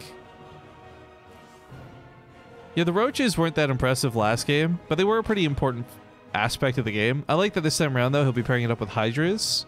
And I think this force out of Zanster could be pretty scary, because you had brought up, in terms of like defending with mutas, the possibility of lurkers behind it, but just in general versus Protoss, I think lurkers are really great.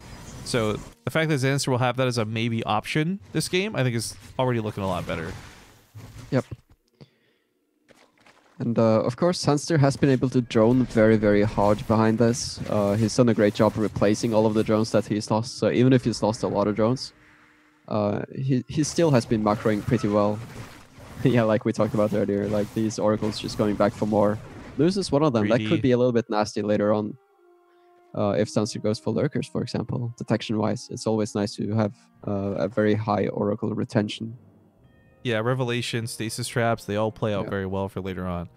But or if the Zerg tries something like we saw yesterday, if they try to make Swarm Host or Mass Roach, for example, then it's always nice to have a few Oracles to kind of ward those off. Oh, this is a nice comment in chat, by the way, from Pains Previews. Hi guys, longtime StarCraft 2 fan, first time viewer on the channel, love the stream so far, big fan of Snoot also. Wait, look at you go, Snoot. You got a big dumb smile on your face. Yay! Yeah. Of course. Well, thank you for joining us.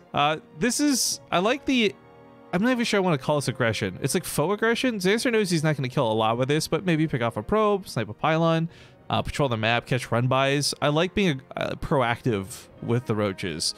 They have burrow as well, so if they get stuck in a pinch, they could maybe walk away. No tunneling claws, but whack-a-mole is an option. They're getting caught out here. There is the Roach counter on the other side, so now we're entering the phase of the game where players are kind of trying to find holes in the defense in multiple locations. There's more harassment going on in this game than there was like for the entire day so far. Because there's been right? a lot of like big battles that just lead to victories, but oh, he's so close to getting the Warp Prism. Doesn't get it. The Zealot takes out the Queen. The Hydras dive in. He's still not going to get that Warp Prism. 3 health. Oh, and this Jesus. Warp Prism, this Warp Prism unit can keep warping in. Kill it, kill it, kill it, kill it, kill it. Yeah, this Prism is going to remain a threat. Zanster was not able to take it down. And in the meantime, Creator is attacking on the right-hand side also. This counterattack from Zanster, it's a little bit annoying, but Creator is prepared with Immortals and they just shred through the roaches. So everything Zanster's been trying on the counterattack side of things has been shut down, and it's just looking very grim for him right now.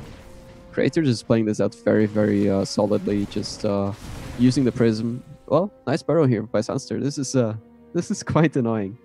Clever. Especially when you use the Oracles earlier on. You don't really have anything to tag these roaches with. So that's actually buying him a little bit of time and some much needed peace and quiet. I still just feel terrible for him, that having lost so many workers and not trading any out. Like, okay, he lost 43 workers this game. That sucks. But it was like, what, specifically 18 in that last fight? If he had traded out 9 probes or something, maybe that doesn't hurt so bad. But Creator's now he's taking his 4th base. He's got a worker lead. He's got chrono boost for probes too. It's just, it sucks for Zanster in every way when it comes to the economy of this game. But Roaches and Hydras is not a bad army. However, oh my god, that's 6 almost full energy storms. Yeah, great force fields here, trapping some of the Roaches, but of course you can retreat to some extent. Get back on that creep, go back to safety, and for the Protoss player, yeah, I really like this. Like, this is probably the one thing that keeps Zanster in it right now, is these Roach Burrows, but Creator is also setting up some very nice defense, having a cannon in each mineral line. So I don't think it can do too much from here, and it's also very tricky to get additional Roaches in to attack with more later, because you need a lot of Roaches on the defense here also.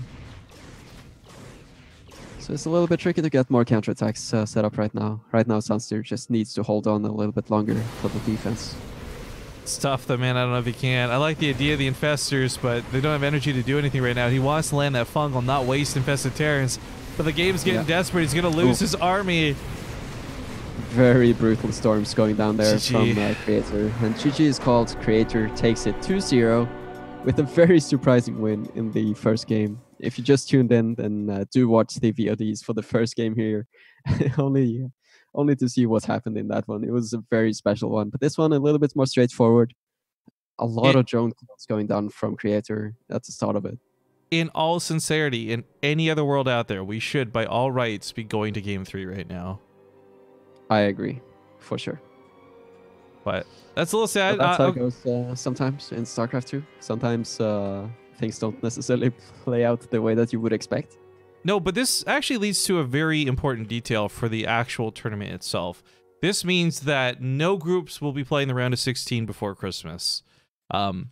We may have to make an amendment to that if there's like another player who has a scheduling problem, but the biggest thing was for the foreign players that are in Korea, Euthermal and Zanster, there was the fear that they'd have to leave before January because they want to get back in time for WCS, but there's no WCS information, so nobody really knows what's going on.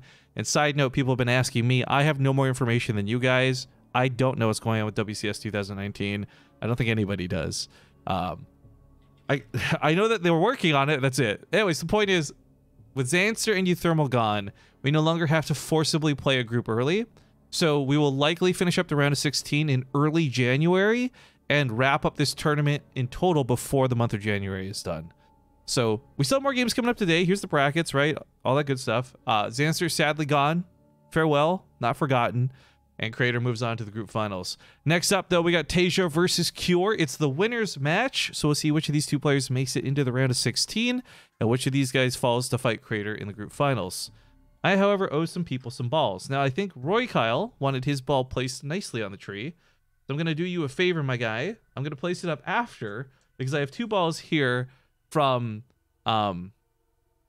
Jimmy Needles. So I'm trying to spin that around the right way. Jimmy Needles that he wants thrown up on the tree. So let me just throw these up on the tree real quick. Didn't work out so good. Okay. At least they didn't break, right? That's something. Well, or did they? They bounce and break. Like, there's not really consistency on what happened. Sometimes they bounce, sometimes they break. I'm going to go get Royal's ornament up on the tree, but just so you guys are aware, we are going to be heading out to a commercial break in a moment as Tasia and Cure are doing their vetoes.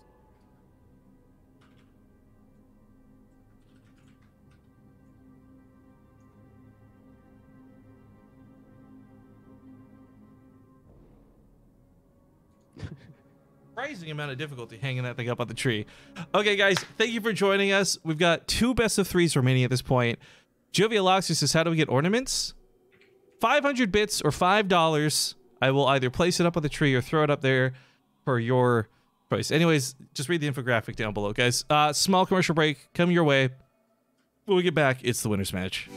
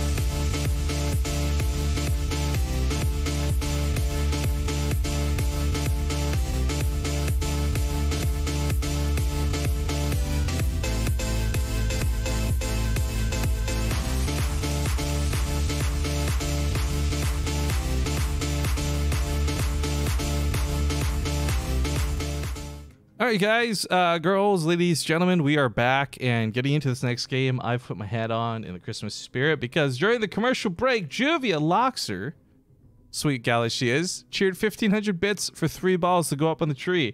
Now I'm going to get that done in a second. I actually have to still tweet because next up it's Tasia versus Cure starting meow. And then we'll post those brackets up. Because again, if you guys are just joining us, we are most of the way through the group. Now we're heading into the winner's match. But before we do, I'm going to get at least one of these balls up on the tree for Juvia before we get going. So I'm just going to write her name out.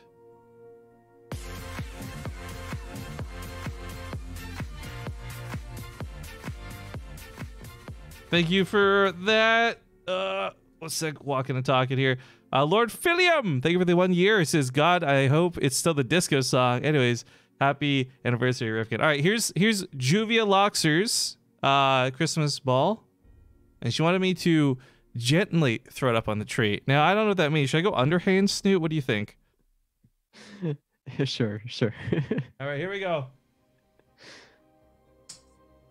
Oh, my god, that actually almost worked. That almost like got like settled in the middle of the tree. I don't know if you guys can see that on was camera or close. not. That was very, very close.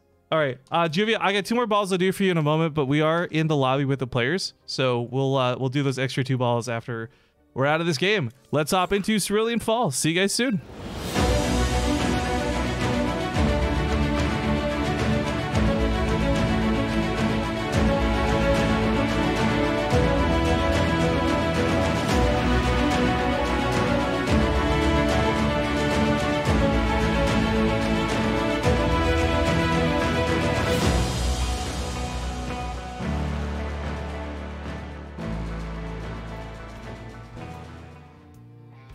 They're just real life marbles. Yep, that's the Snoot said to me a moment ago. The best part about December.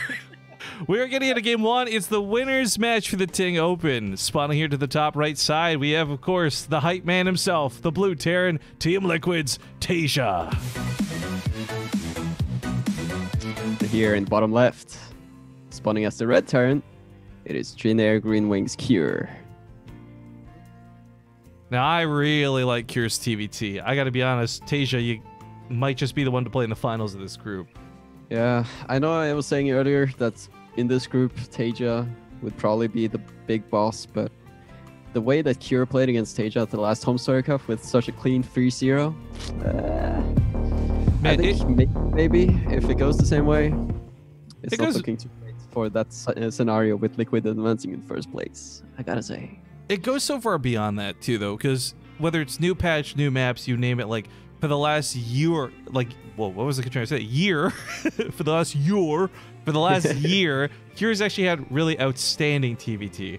There are some matches for some players that just stand out. Like this player is good at this match more than he is at the others, and TVT for me seems to be that case for Cure. So, I want Tasia to do well. I want to see him surprise us. But the nice thing is, no matter who loses here, nobody's out of the tournament yet. There's still one best of 3 to fall back to. Also, well, we have a block, which is funny to see, and more obnoxious than dangerous. We also had $5 coming in from Jibby. It says, "Yeet me out of that tree where I belong, Santa Riff." All right, dude. I'll just do the cue. I don't know if I'll shout yeet. We'll see. Depends how much power I want to put into it. All right, so this is how Terran players build their command centers these days. Well, it's funny because, yeah, they're blocked and off center, and it's awkward because it happened to both. But the beauty is, of course, you can lift it, so there you go. Yeah, floating cities and all that. Well, so here's the problem, Jibby, who wants me to shout yeet so desperately. You yeet for power, you Kobe for accuracy. Do you want me to try and hit the tree or just throw as hard as I can into the wilderness and hope I hit the tree? Okay, also, this is like the 5th time this guy's posted, so I'm going to acknowledge it because it's just such a weird thing to say that I enjoy how weird it is. Zoro D. Luffy, for the 5th time in Twitch chat, has said, BaseTradeTV Rifkin, your beard looks very wholesome. It inspired me to go back and finish high school. Now, I look at this in 2 lights, right? One is that's just a weird troll message. I'm not sure what it's supposed to mean. But B, maybe. Unlikely, but maybe it's true. Maybe this guy somehow saw my beard. It's a Christmas fucking miracle. And he's like, you know what? I'm going to go get my degree, my GDA, whatever the fuck it is. Like, I say, you go, girl. You get that education. Finish up high school. Yeah, any reason is a good reason to go back into high school. This is such a wholesome story to me. Well, that the beard can have so much power and so much positive influence is just wonderful. Well, I got some more wholesome moments for you, Snoot. First off, Cure, move your command center. Secondly, Lord Philliam just donated $13.37 to say Snoot! Best casting day ever! And then Jimmy follows it up with another 5 to say, I said yeet, damn it! Oh, you got it, I'll yeet. I appreciate all of the love coming in here. This, well, it's not Christmas just yet, but it's starting to feel a little bit like it. It's starting to feel a lot like Christmas. And that's about all we can say before copyright rules apply, so we'll stop it right there. I promise I'm not gonna What? sing. Did you not? What about when Twitch Sings comes out? What? Is that gonna be a thing? Dude, literally, it's a karaoke thing where like viewers can pick like, for example, my friend Cara was streaming it the other night, and she was singing a song, and in the middle of it, she had to start meowing like a cat because the viewers like triggered it.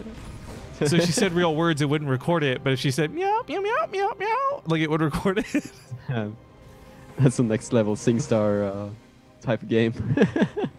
All right, so TVT does, of course, have Ravens more integrated with it. So this is not really that crazy or outstanding, but they both are going for Ravens. Some players go for the double Raven, which is what Tasia's doing and was I was about to get into. And I really like the double Raven a lot, but it is such a costly early game investment. You know, this is a medevac and then some. This is a couple of extra tanks you could have had with your army. You have to make the decision consciously to make the second Raven. Yeah, big difference in the command center timings. Cure is going for a much faster third CC. He did make a cloak Banshee, so it's a good response by Tasia, but this Banshee is being controlled very well right now. Yeah, I like that one. Yeah. For those who are new to StarCraft, again, hello front page of Twitch. That was an ability the Raven has called Interference Matrix. It can be cast on a single target and it completely disables it for a few seconds. That's that little blackout effect on it. It cannot attack and it cannot use abilities. So for example, if you use it on a medevac, it can't unload units or boost away. In this case with the Banshee, it can't shoot nor can it cloak again. Not that it matters because detection's there. Either way, it's a cool little move. It's very expensive to do. You'll see it a few times more before the games are done, I'm sure. Most likely, you'll see it targeted on siege tanks. Yep. Cure's third CC is now done, being morphed into an orbital, and Tasia has started the third CC of his own. So just going to develop into a bit of a larger TVT here. Like, this could shape up to be a very cool game, but for now it's just going to be a little bit slow. The harassment has been warded off for now, so just going to be a little bit of a slower development, but it should be cool once a few minutes pass. Well, a little bit of a move out here, actually. From Tasia, maybe. Nah, just try to take advantage of the brush, which I like. But there's something really important going on behind the scenes of this TVT, and that's a lot of Vikings being produced this early in the game. You'd expect a couple of medevacs, but in TVT, while Marine tanks, or whether it's mech and tanks, the point is tanks end up being key, and tanks have worse vision than they do range. So unless you want to be burning 3 scans every like 15 seconds, you're going to need sky control. That's where these Vikings really come into play. And sometimes TVT gets so devolved into it that you're playing bio. You know, you're 3-3 on your Marines, but you're pumping out like 9 starports with the Vikings. It sounds like I'm over-exaggerating, but I've literally cast that game before. So that's how important air control and, of course, sky control with the Vikings is for both of these players going forward. Yep. The tank count is not all that different.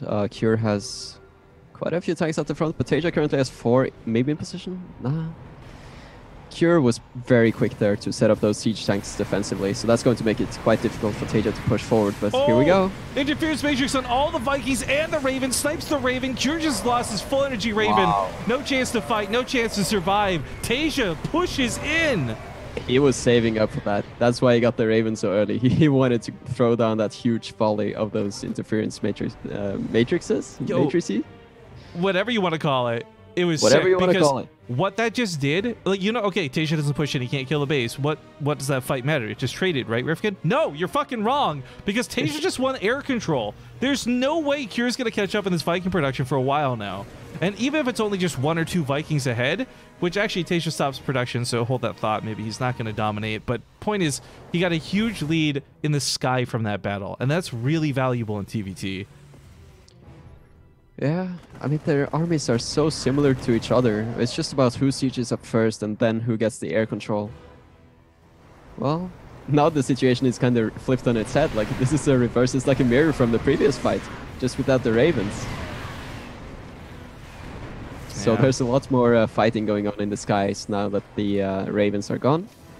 But nothing, just a little bit of trading, and then you just go back home again. There's another part of this too for the non-Terrans out there, and it's very unique and only on Vikings. When they're on the ground, they deal 20 damage to mechanical units. Not armored, not light, mechanical units. So one of the beauties is, like, you kill the sky, you win the battle, then you just land on the tanks and kill the tanks, because Vikings are so sick like that. Either way, it's nice to see a little bit of fighting. Like, they could have been sitting at home just massing up these huge armies and maxing out by now, but I feel like when you remove a lot of the units from the massive blobs, then things can get very interesting, because it's a lot about the compositions then, right? It's about the tiny details, like the interference matrix on the Vikings or the siege tanks. Maybe it's not that much about the huge fights. Like, every unit starts to matter. Well, and yeah, we'll maybe see a little bit of that in the fight coming up here. On that topic too, a lot of people are trying to discuss the plural of interference matrix. You said matrices or whatever. Matrices? If you guys don't know, the plural of it is just geese. Everyone knows it. Not to be confused with the plural of moose, by the way, which is sheep. So just put that out there.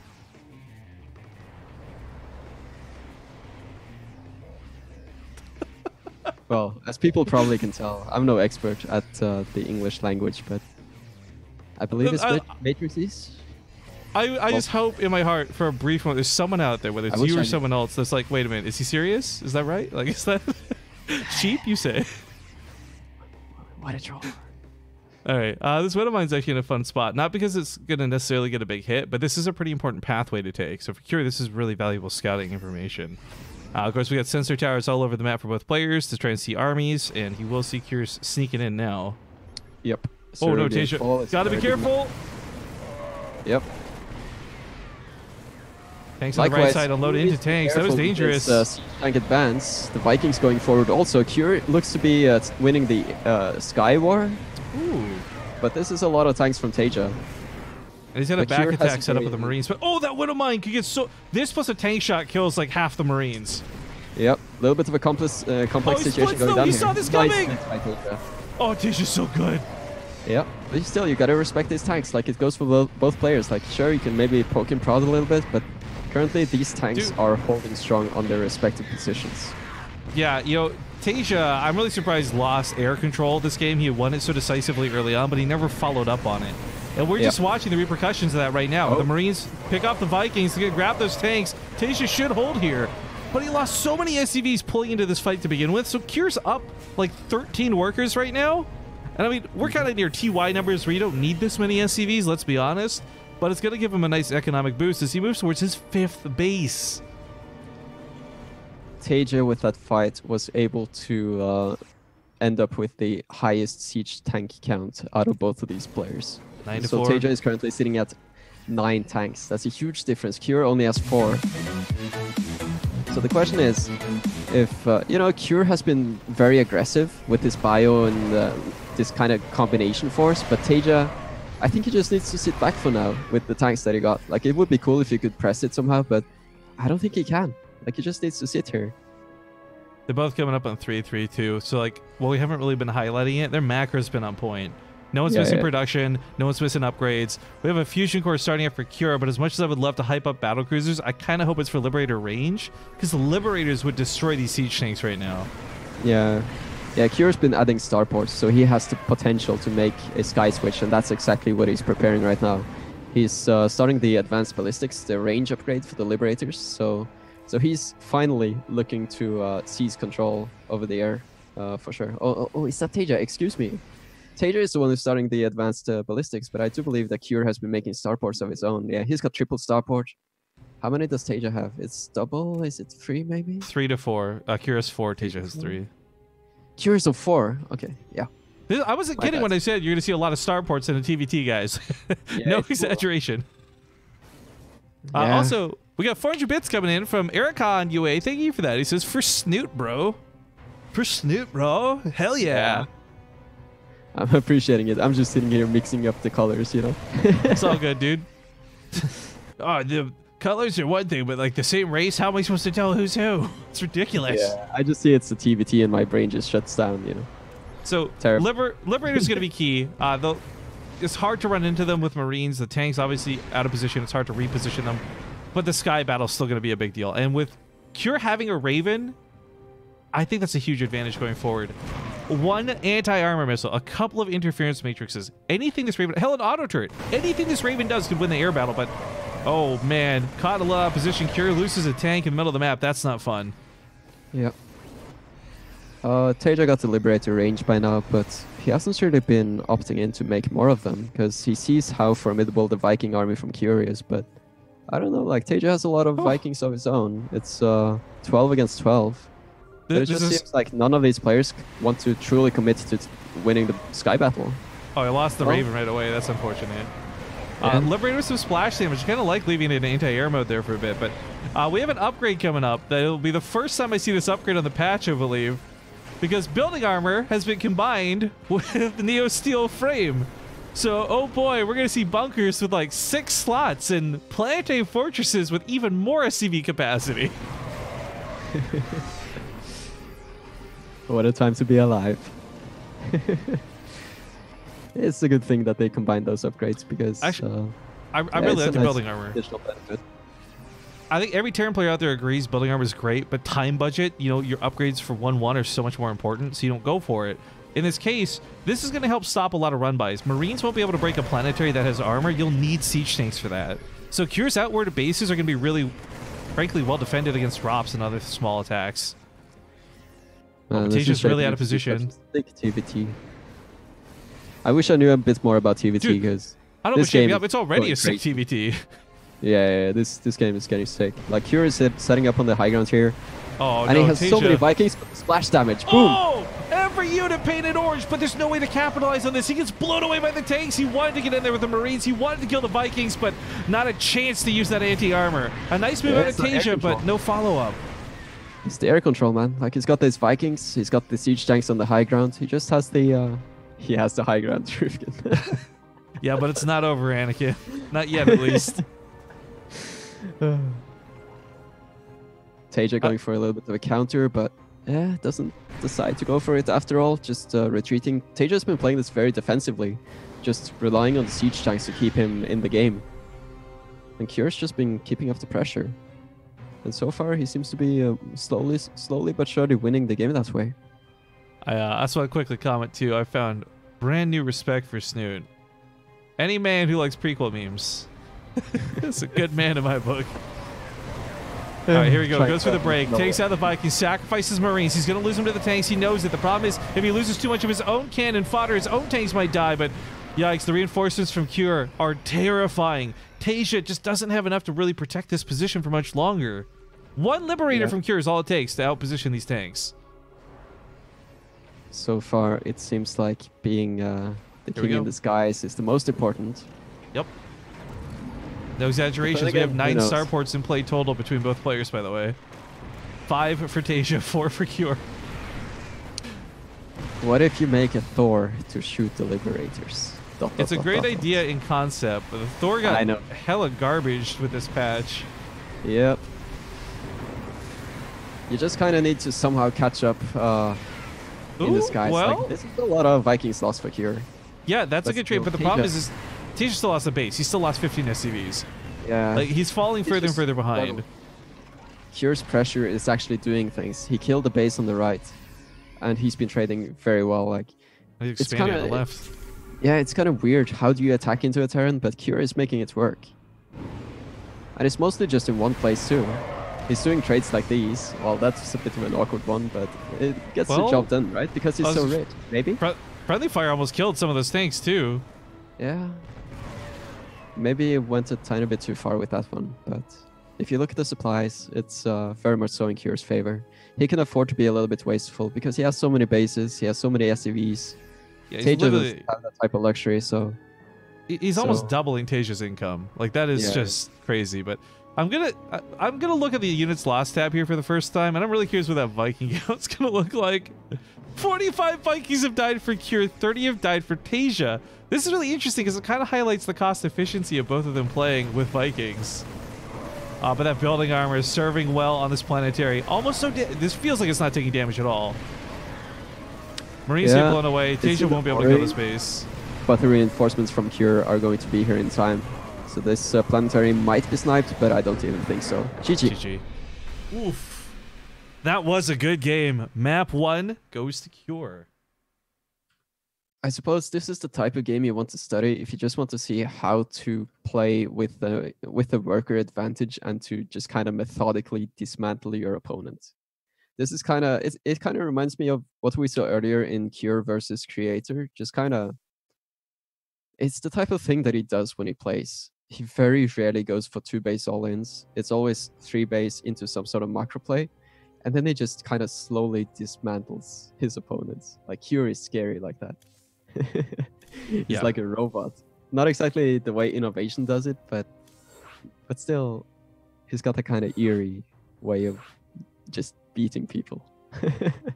Well, we'll get game 2 set up in a second. Before I do, I know Juvia, if you're still watching, I still owe you balls on the tree. I'm gonna do yours last because you want them put up there, but I have to yeet one of 2 balls here for Jibby really quick. So this is Jibby's thing on the tree. Oh, this is gonna be the cringiest thing I've done on stream. I can say that with some confidence. Yeet! Oh, I regretted that the second I did it. Let's get this lobby fixed up. We'll do more of these Christmas balls and ornament shenanigans after. Invite the game. Because my plan is just to write out most of these during the break, and then we'll put them up when we come back for the finals. But ugh. Unfollowed? Oh, justified. I forgive you. Don't worry. Parasite is the map, so we're getting a little bit of variety here. If this goes to the 3rd and final game, it will be on Automaton. Yep. So Parasite is another one of those large maps. I mean, we've been seeing a lot of these large maps in this tournament so far. Parasite is kind of like the previous map in that regard. We might see yet another grand scale TVT, but in some ways it's also a little bit more compact. So yeah, we'll see. All right, well, thank you, Zilzia. Oh, that name. Who puts an X in the middle of a name? Thank you for the 2-month sub. Let's get into Parasite, guys. See you on the map.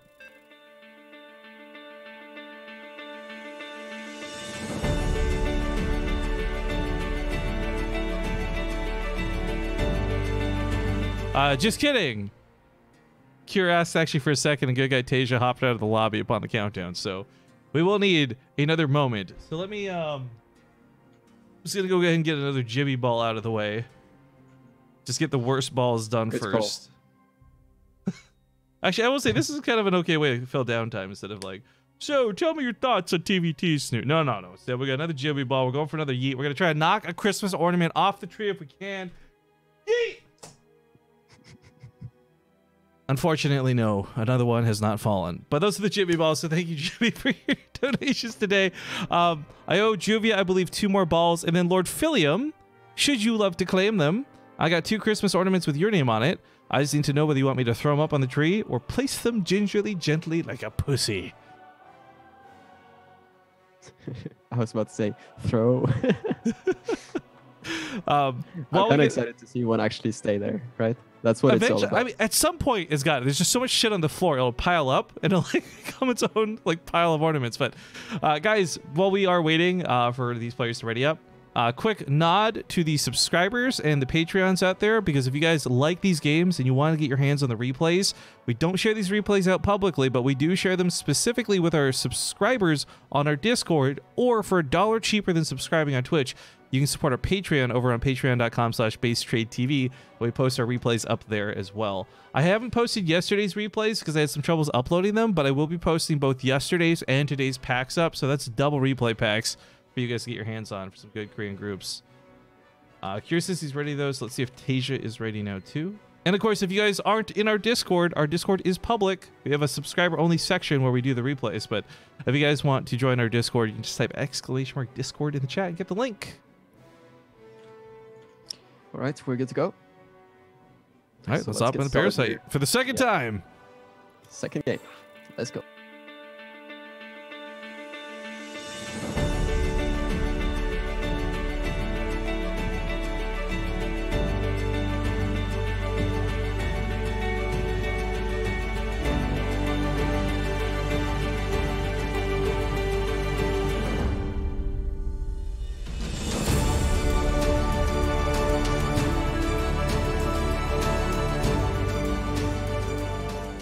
Ladies and gentlemen, welcome back. Game 2, round of 32 for Ting, Open Season 5. I'm Rifkin casting with Snoot, and I'll address a question in the chat, but let's do the intros first. To the bottom right, he's sadly down 1. We have the Blue Terran player, Tasia. But damn, did he play well. Leading the series currently with some great macro play on Cerulean Fall, it is generic Green Wings Cure. So a question was asked in Twitch chat. Would it be possible for Snoot to play a song on the keyboard while Rifkin sings, now granted, terribly, to said song? Snoot, do you know any Christmas jingles to play on the keyboard by chance? Because this sounds like a sick donation goal if I've ever heard one. That's the thing, I would have to practice it first. I actually don't know any of them right now. Of course, I know some melodies, but I cannot really just play them. I need to practice. We could make up our own Christmas song, dude. The BaseTradeTV jingle. Have a holly jolly Christmas and complain while you're in chat. Oh. Okay, maybe another time, guys. But with Tasia and Cure, and this being the winner's match, I am going to take a brief moment here to talk about Ting. I could say it's theoretically possible, but I'm not sure if it's a good idea. 90% of what I do is not a good idea. Welcome to Rifkin. But guys, Ting is of course sponsored, or Ting Open is of course sponsored by Ting. For those who don't know what Ting is, it is a United States only mobile phone service.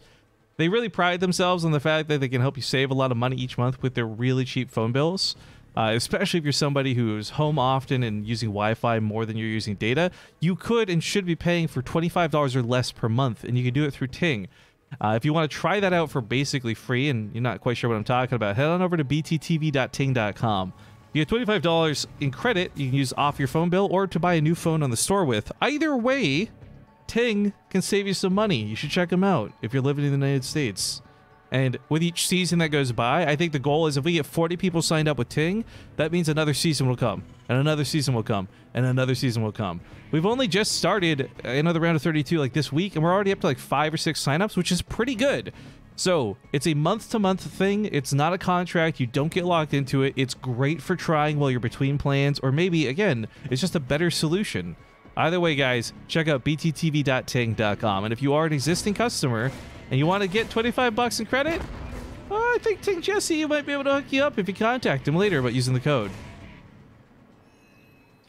Right, so there's been some interesting stuff happening in this game. Taja's Reaper saw that there was no CC on location. Cure hasn't seen anything of the sort either, but Cure is proxying a Liberator. We've seen this build earlier, yesterday in fact. It was Bunny using it, I think. Either way, it's a Reaper, Hellion, and the Liberator proxy. Oh, and he's probably a Tech Lab too. He's not going to have anything to deal with this. I mean, I guess his best case scenario is lift off the factory and make a single Cyclone. Because he's not going to build enough Marines to deal with this in time. A Widowmine won't cut it. The Cyclone needs to be built with the Tech Lab, right? So yeah. So this might be... Yeah, okay, there's the lift up. Okay, that's a good start. Let's see if he makes the Cyclone. That's going to help a little bit. Yeah, okay. Good. Well, it's still going to be some time before it's out. So this is going to be a couple of SCVs dead. This is going to be denied mining. Yeah. It's going to be tough. And the Starport is building an add-on as well, so we're not going to see something like a Liberator or Viking from there. And now the transfer is going over, and they're greeted by Hellions and a Reaper. Oh, this is so much worse for Cure. This is going to be a lot of worker kills for both. Oh, Jesus. Yep. Oh, he's lining up with the ramp. It's a race against time. This is crazy. This is a proper You know what, though? This could possibly, potentially end up in a situation of a stalemate if this was done correctly, though.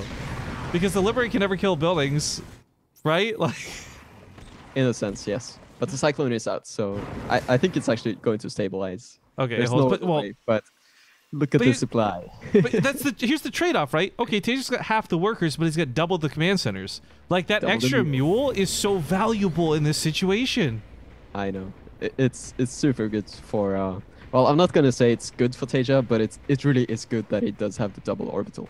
It's a lifesaver. It's exactly what he needs right now to come back into this game. This Liberator in the bottom right, bottom left is a little bit scary. Yeah, I'm really curious. This barracks placement Tasia's put up. I guess some advanced scouting. Yeah, it seems like it. He's recovering off of this pretty well, I gotta say. For the income on both sides, guys, you'll notice it's normalized quite a bit after the initial attack. For Cure, his command center is finished up, turning now into an orbital. You'll see they'll probably be at about the same amount of workers around the same time, but ooh, that's a fresh drop mule that just got pulled off mining. I thought he was going to save this for a little bit longer. There's something happening in the main too. That's actually a proxied Banshee in the main of Tasia. So this was a bit of a combo attack, but I cannot help but feel that it was a little bit rushed. These Cyclones just dealt with both so easily. 4 SCVs for that? I'm not sure if that was worth it. I actually think it was, because it solidifies his lead. It's no longer like, okay, they're kind of even. Cure's definitively ahead now because he's got the same amount of command centers. It sucks losing. If you lose the Starport, that's not so great, but that Banshee killing only 4 SCVs, I think in this rare situation, that was worth it.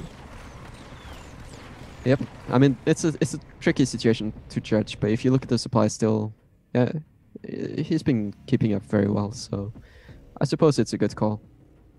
I also Just seemed a really tiny bit wasteful to me in a sense, but I guess it was a good move. It's a small detail, but it's a really important one. I really like that both these guys are using their mules in their naturals and not their mains, because obviously your main's going to be a little bit more mined out. So it's better even mining going forward. My fear, though, is, like, at the pace of this game, like, are we going to see a third base is a real question I have in my mind. Oh, well, Tasia says, yeah, sure. That's risky. It's costly, and it's a dangerous gamble, but if he gets this up and running, and he's got a tank or two out to protect it, he'll be in a good spot going forward. And Tasia going back to marine production as well. The barracks actually had to fly all the way back to that reactor.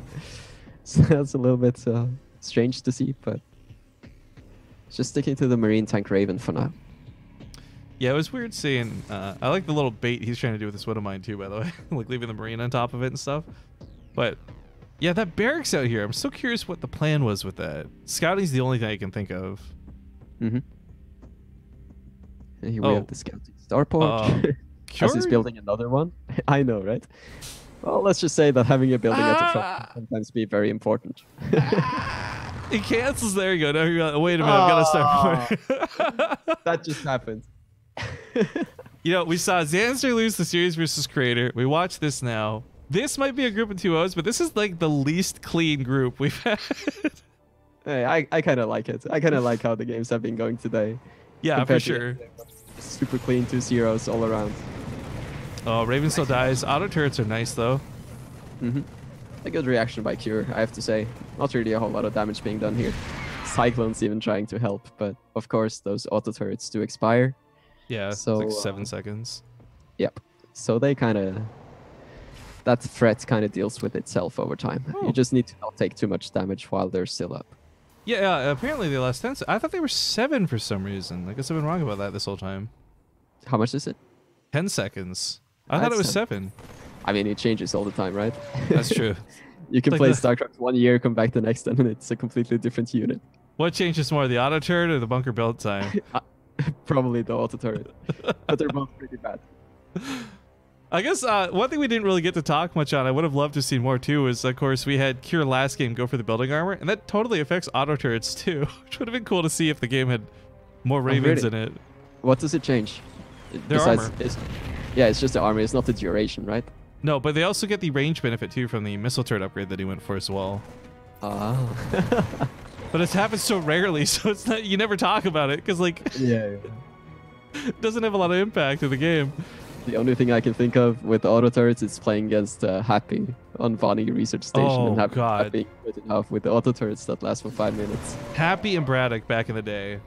Yeah, I think there's a game I played, I can't remember I don't remember who the Terran was, but it was Slivka was the Zerg on Habitation Station. It was just this unbeatable wall of auto turrets against an endless wave of Swarm Host Locust, because that's hard at the Swarm Locust, right? Like, it was so stupid. Yep. Oh, I like this. Nice pickup. Of course, if you guys break the line of sight of the Cyclone or pick it up, it'll stop the lock-on. So, instant reaction at a Cure. No damage on that tank. Very nice. Yeah. We've just been talking about the units for basically forever now, but I gotta say, like, this is a pretty remarkable comeback by Tasia. He is basically equal in supply by now. He has a third base. Oh no, he's actually... Cure doesn't have a third base at all. So Cure actually needs to put on a lot of pressure right now. There's a huge problem, Snoot. I didn't even realize this was going to be a problem. +1's a little bit late. That's fine, whatever. No combat shields for Tasia. This is massive. His Marines are going to be seriously outgunned. And I don't mean by a little bit. To finish this right now. Yeah, and I think he can. I mean, unless this tank gets a good position for Tasia before he lands. Okay. This is a position to set up in, I guess. Oh, combat shields is such a game-defining move. Those Marines of Tasia just got obliterated super hard. The Matrix doesn't even matter. Or does it? We'll see. Oh, he's going for the other push too. SCV's a pre-pull, but he just dives for the tanks. I cannot stress how big of a deal combat shields was for Cure in this fight. Tasia's combat shields are still not done. And here I was saying Cure is the type of player to go for 3 CCs. But this was actually a super crisp 2-base timing from him to just decisively wrap up this game. And the execution with the drop in the natural it's very cool to see someone just drop it that way, kind of in the kind of on the very edge of the map, and to be that successful with it. Barely saves that CC. Oh my goodness. I mean, sure, it's wonderful, of course, but Tasia is in so much trouble right now. He needs to defeat this army, and sure, Cure's third CC is a little bit late, but it will take a miracle to come back from here. But you never know, right? You know what's actually happening, Snoot, though, and I think a lot of people are not quite reading this correctly. You know, oh, Cure's winning 2-0 over Tasia. Tasia must suck. No, guys, Tasia's actually so aware how much of a fan everybody is of him that he's losing the series so that he can move on to the group finals and give you another best of 3, okay? That's totally what's happening. Tasia just wants to play as many games as possible on stream. Exactly. No, Cure, I mean, we said it before the game ago. Cure's got amazing TVT. He was probably going to beat Tasia. Tasia put up a hell of a fight, though, because what I love is, while this is a 2-0, I don't think it's really representative of how well this is played. Yeah, I mean, the first game was a very long and tedious, very cool macro game. But Cure just played it a little better than Tasia. In this one, well, the beginning of the game was very violent, but Cure got the better hand of it with the proxied starport. I think the opening in this game was very, very cool, but in situations like that, it's about the small things, and everything can change in an instant. It's like about how does the Reaper grenade hit, how do the Hellion shots hit, you know, that type of thing. And sometimes you can get 15 SCV kills. On another day, you might get only 5 because the Hellion flame shot a little bit differently. Well, Tasia just got the worst end of that trade in the early game, and Cure just played perfectly afterwards. This goes a little bit back to how a conversation we had at Homestar Cup, where I said, I want to see Tasia in 2 months from now. Because, I mean, it's not an excuse, but the reality is he's still fresh back from the military. He's been playing for a couple months, sure, but that's nothing in the grand scope of StarCraft 2. And he's already looking this good. Seriously, 2019, Tasia's going to kick some ass. I'm pretty sure of it. Yeah. He's been saying his goal is to win a GSL, and I think, given his history, it's something that he absolutely can accomplish. Yeah, and well, actually... It's a good fight by Tasia, gotta say, but his main is getting wrecked at the same time. GG. That's it. GG. Yo, actually, we had a conversation about this on the Pylon show. Someone had asked if Tasia was going to stand a chance. And I think the answer I gave there, I didn't get to go too much into detail, but I said something again to, like, I think Tasia has a better chance now to win a GSL than he did 3 years ago. And part of that is, like, the team structure has kind of weakened the general strength of Korea. And I think Tasia, if he's at his same level when he left, comes back, then he's actually, like, comparatively higher than he was before. Not to mention, you're seeing a lot of change up in terms of, like, who is top dog in Korea pretty consistently. So I know his goal is to win a GSL, and I think, like, 3 years ago, I'd laugh at that. I love Tasia, but he really wasn't the strongest in Korea. But now, like, in 2019, I really think it's possible he wins a GSL. But that's getting so early into predictions, guys. Again, 2 months from now, I want to see where Tasia's at, and I think he's going to look fantastic. However, for the Tasia fans, well, he did lose that series. He will move on to face off against Creator in a final TVP. But congratulations to Cure at the same time, because Cure escapes the group in first place, and now he's going to be in the round of 16, which is cool to see. Yeah, just very strong play by him. At the Homestar Cup, he was also able to take down Tasia. I'm not sure if they played in between that, but that's a pretty solid streak head-to-head.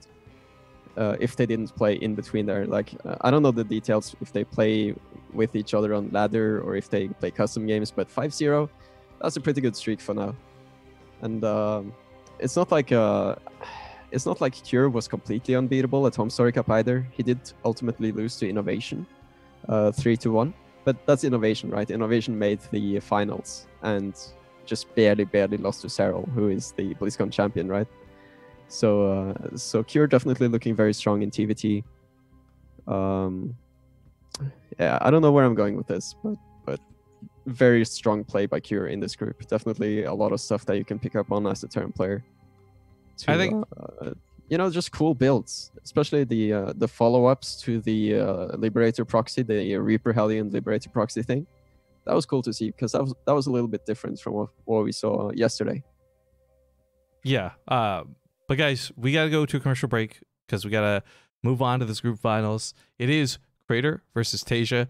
This ad is gonna be a sponsored video from Ting. Again, if you've seen it before, we've played it a lot. It's a video we did, like myself, Zombie and Nathanius, while we were working at the Ting booth during TwitchCon 2 years ago.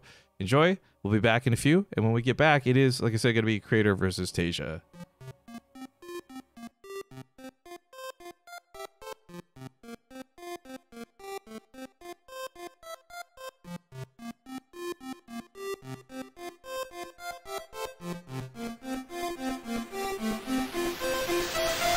TwitchCon is a 3-day event to celebrate everything Twitch TV, which is a website where you can watch pro gaming tournaments, entertaining streamers, real-life streams, artistic streams, pretty much everything to do with live streaming. So esports is the competitive side of video games. It's where Twitch mostly got started through StarCraft esports. People compete from all over the world in tournaments. They're brought out to play on the big stages. It's a crazy industry. I got into streaming when I got StarCraft 2. Shortly after, I had friends that would stream, so I figured that I'd give it a go. And it's, I don't know, it's kind of a miracle. I would spend most of my shifts watching people play games on YouTube, and I thought, I could do that. So I did that. It's completely changed the way that I live. I work full time. It's my 100% job. It's just a magical thing that we have now in the modern day. I really like the fact that I get to have a fan base and interact with them on the regular. It's cool being able to share content to thousands of people.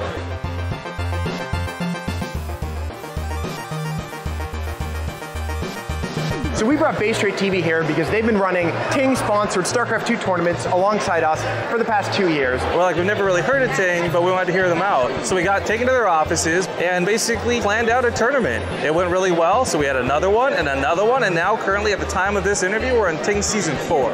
Last season, Season 3, we actually had a live finals in California. It was at Corsairs headquarters. It was a blast. Honestly, it's not too crazy. They don't have a lot of requirements. They just want us to hang out with the fans, tell them our genuine opinions about working with Ting. And it's easy to do because we really like working with Ting. Ting's an awesome company. I'm really glad they're here working with Twitch and working with esports, and I hope they continue to do so. They both use Ting. They both know a lot about Ting, and they've done a great job of representing Ting on Twitch TV, and they're one of our most valued partners, I would say.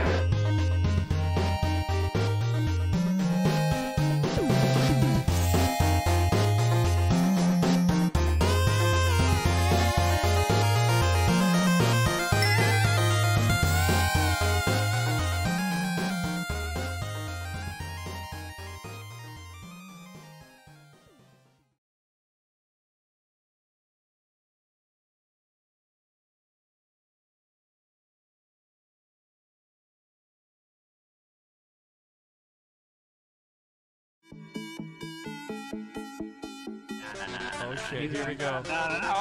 Ladies and gentlemen, 3, 2, 1! That's what I really love about the way he bopped and weaved the medevac. He knew that would be the main attraction. He knew that would be the big target. So it kind of like forced the stalkers to stay in range of the cyclones. Oh my god. Cyclone! He's gonna lose maybe one more Marine there. The Cyclone is finally here to save the day. Nice micro. Keeps those stalkers alive. Oh, so sick! Oh, that was so sick! It's literally energy, though. Energy on the oracles, energy on the shield battery. Our stats is 1 probe. That's what I want to know. Wait. Oh my god. Are you real? Oracles are so good. Oh my god. Are you fucking kidding me? What did David freaking kill? Right, well, hold up. No, just think you did. Were the oracles out of juice? GG. Oh my god, what? Patience was supposed to win! What? Also, look at this. It's the only time we're gonna see a Terran symbol. You get a good point. Oh! Brilliant, actually. It's pretty much, yeah, I think this should have been obvious, I think. Once 3-3 kicks in, he might have an easy time, but the fact that there's constant backstab here is just going to be so good. Oh, man! Like, actually taking these engagements, keeping his cool for the most part while everything was going sideways. You're like getting about. Oh, I tried to trap the ultras with the tools so they could get him with the liberators. That was so cool! GG! The only other person I've seen do that was I've still got the hatchery selected. I'm watching Impact's vision right now. He's there long enough. How does he not see it? Oh my god, guys, it's going down. What? Wait, is that you or is that him?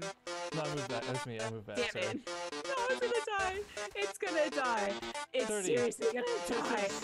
The 20. drone took 10 minutes and it killed it. Oh my god, it is going down! No! What else?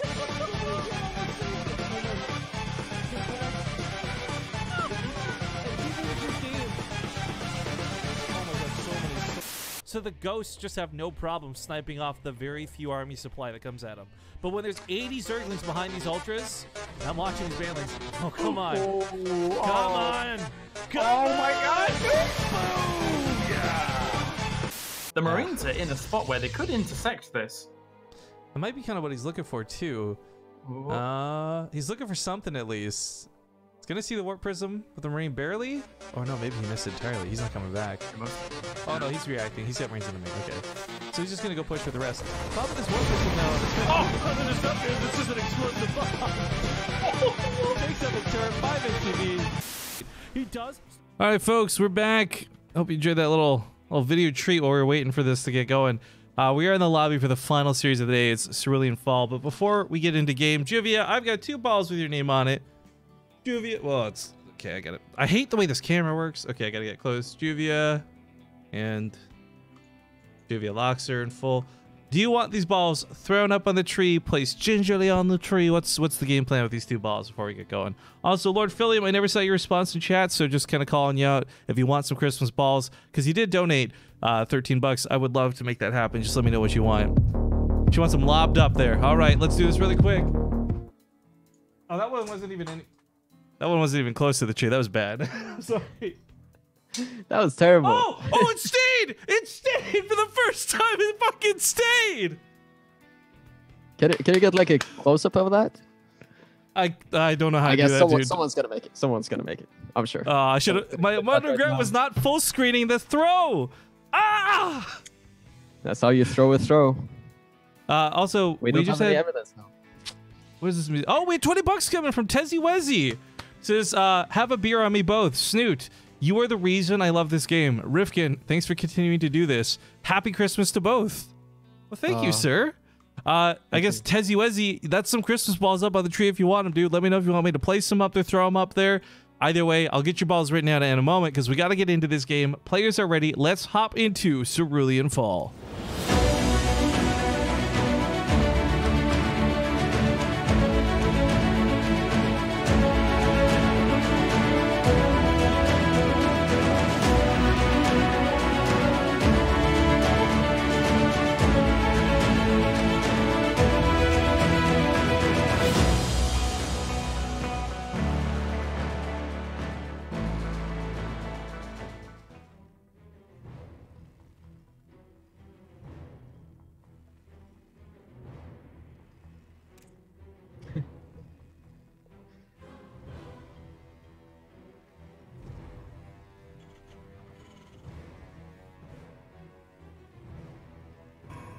To the top right, playing Protoss for Generic Green Wings. It is Creator. I was muted. So in the bottom left, for the last time today, it is the Blue Terran from Team Liquid. Team Liquid's Tasia. Also, thank you, Jules TV, for that Prime sub. You know, this is getting to the point where I never mess up muting my mic, but these last 2 weeks have been exceptionally bad. I gotta make a mute mic button emote or something so people can yell at me a lot easier. But okay, this is the finals of the group. It's basically an elimination series. One player gets through to the top 16, earns prize money. Another player falls out of the tournament and sadly will no longer be able to compete. We succeeded at the most important thing, hitting the Christmas tree. I know. That's the only thing that mattered today. Let's be honest. Not only did I hit the tree, it stayed up there. That's so cool. In fact, you know what? I'm gonna follow this probe. I'm gonna take a picture of it. Like,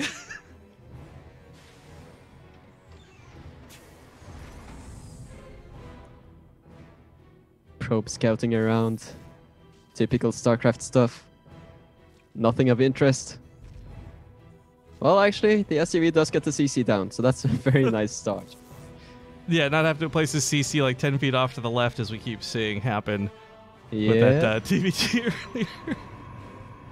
Okay, I'm just gonna tweet this picture with no context, no text, so no context at all. But you could see very clearly it's just nestled in there and it's not hanging on anything. The way it just kind of what happened here, I can see this now through the picture that I couldn't see when I threw it. Is it hit another ball and basically took that ball's spot on the tree, and the other ball didn't fall off, but instead just got pushed further into the tree. But the sickest thing about this is it's both the same type of ball.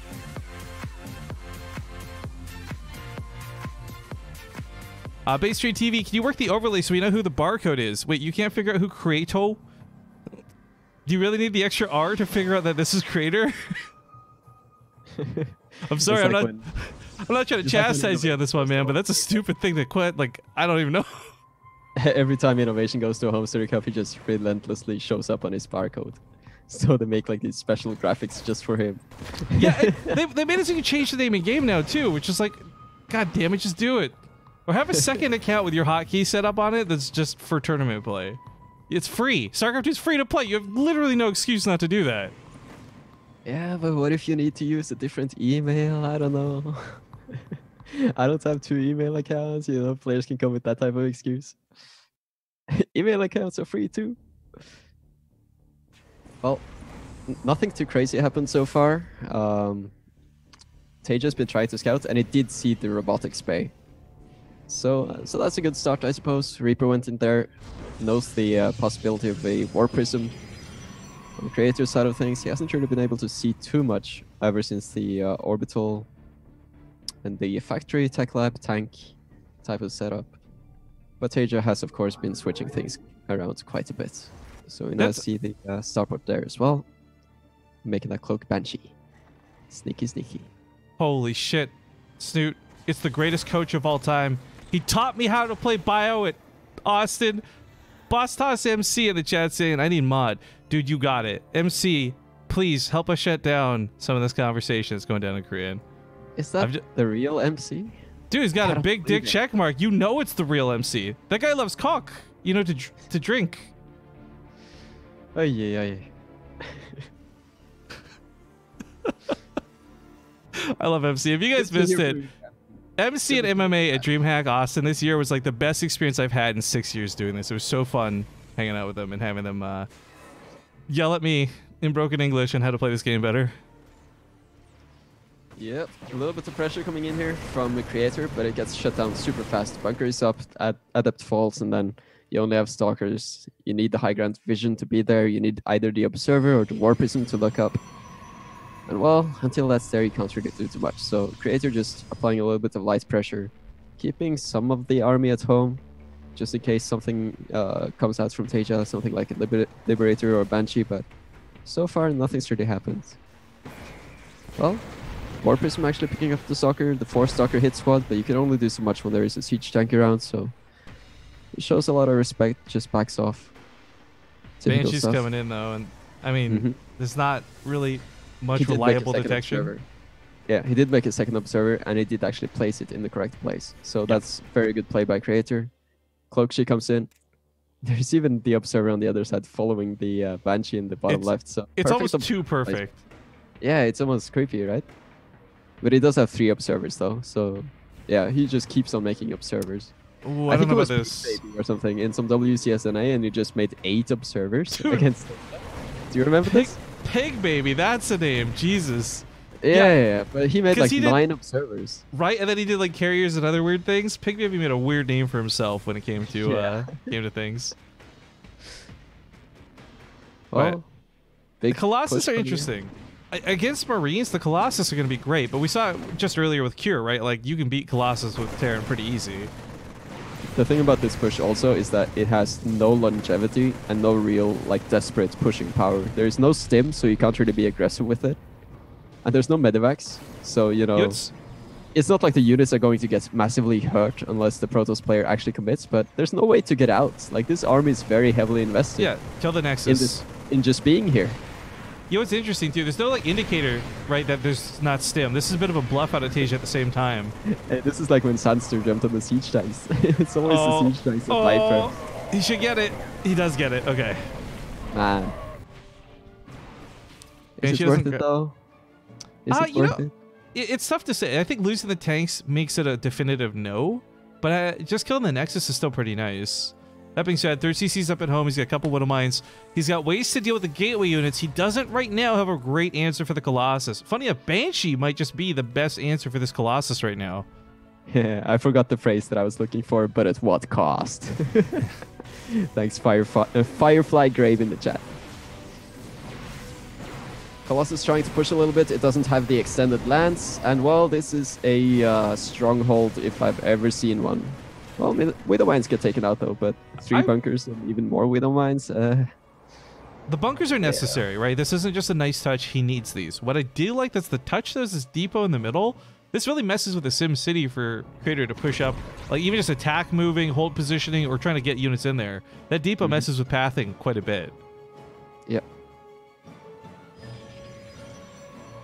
It's not Armory Creator, going it's down. Creato. Yeah, sorry guys. Right, it's Creato. The Kratos. It's like, it sounds like a Futurama robot. Like, it's Creato. The Creator. Yeah. It's like the evil AI that has taken over the planet. Yeah. That would fall into some weird lore for StarCraft 2, I'm sure, but falling back over this, the Widow Mines don't get great shots, but it does clear out a lot of the gateway units, and once those are gone, he splits for the Colossus. And I think he can get this with the Banshee giving chase. For sure he can get this. Yeah. Oh. I was Go thinking Tasia. the move out earlier was a little bit... Oh, one more shot. much. Doesn't get it. 6 save. 6 save. All right, I mean, great for Creator, terrible for Tasia. Oh, he should still be able to finish this up. I think the Banshee can grab it. But where's the strategic recall? He's got the energy. Oh, can he save this Colossus, Snoot? Can he save this Colossus, Snoot? I don't think so. Boom. Nice. That worked out really well for Tasia. There it goes. That actually completely resets the Colossus count. And he did get the extended thermal lance, but now he's not even going to get any chance to use it because all of them are gone. That was a nice move out of both. Sick. Yeah, sick micro. Also, wow, we just hit 4,000 viewers. Hello and good morning, all of you StarCraft fans. Glad to see that we can keep you entertained on your Wednesday, whether it's morning, afternoon, or evening, wherever you're tuning in from. Thank you for joining us here on BaseTradeTV. So Creator is going back into Colossus, which I think you kind of have to do when you invest so heavily into it. I don't think he expected to lose those Colossi, and it's pretty clear like he wants to play with that style. But question is, does he have enough time to actually hold on and beat the Colossus? I'm like super hyped for Tasia, but Creator's doing a lot of really cool things. I gotta give him respect for it. And this Warp Prism micro's been top notch. For he sure. saved so many units with these Widow Mine shots. Archon gets saved there too. Oh, my goodness. It's still, like, Tasia's got more army supply. He's still looking pretty damn good right now, but this attack is done for now.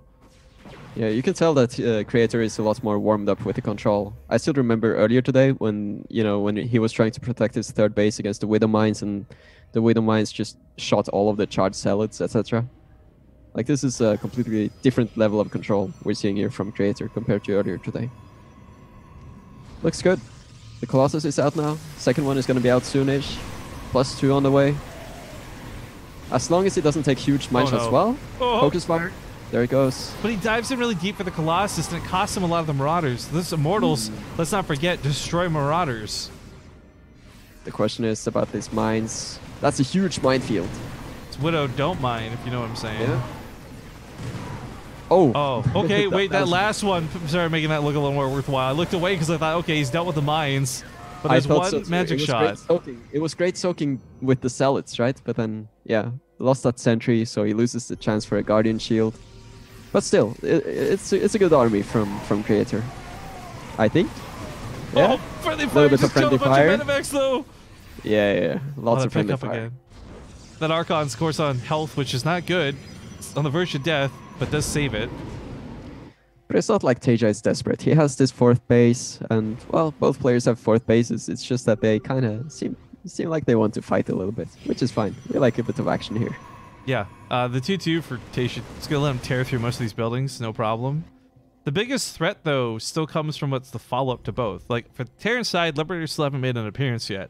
For the Protoss side, Creator's not really revealed a lot of Storms or Disruptors. Like, it's just been Colossus, which are not bad. I actually really like Colossus when there's this many Widow Mines in play. But I think the bigger problem is these Liberators, and I don't think Creator's going to have an answer for when Tasia gets those out. I mean, there's only a couple now, but he's producing 2 at a time. We saw the Stargate transition with Tempest earlier today against Cure, but this game, I feel like it's been a little bit more hectic. There's been a lot more fighting going on, a lot more pressure coming in from Tasia earlier, so to speak. Uh-oh. So I'm not sure if he's going to have even... Well, let's see. He's sandwiched in between 2 spots. He's got to pick what he wants to fight. Takes down the Colossus, charges to the right side, grabs an Immortal on the way out. This guy doesn't have phones, and he's going to pick up and get out of there. That was it a doesn't nasty, pick up, but nasty clump up on the ramp there. Like all of the Marines, Marauders stages, they didn't have anywhere to run. They were trying to escape, but they kind of got stuck on the ramp, and they took so much damage for just a few seconds, but still enough to just... I really thought it was Medevacs. Melted. I really thought this Medevacs were getting out of there. He needed to get them out of there too. He's not producing Liberators right now because he's got to rebuild those Medevacs. He's diving in once again. Liberate comes in from the right side. Stalkers are fine on the Marauders, but Marauders are so much better in this situation. Well, this is a very back and forth and scrappy game, I have to say. Like both players just barely hanging on with very small armies. Tasia lost a lot in that fight though. He did pull SCVs. He lost 16. He was already behind the workers. He's going to drop them mules to try to make up for it. And 4 bases isn't bad, but he's down in economy, that's for sure.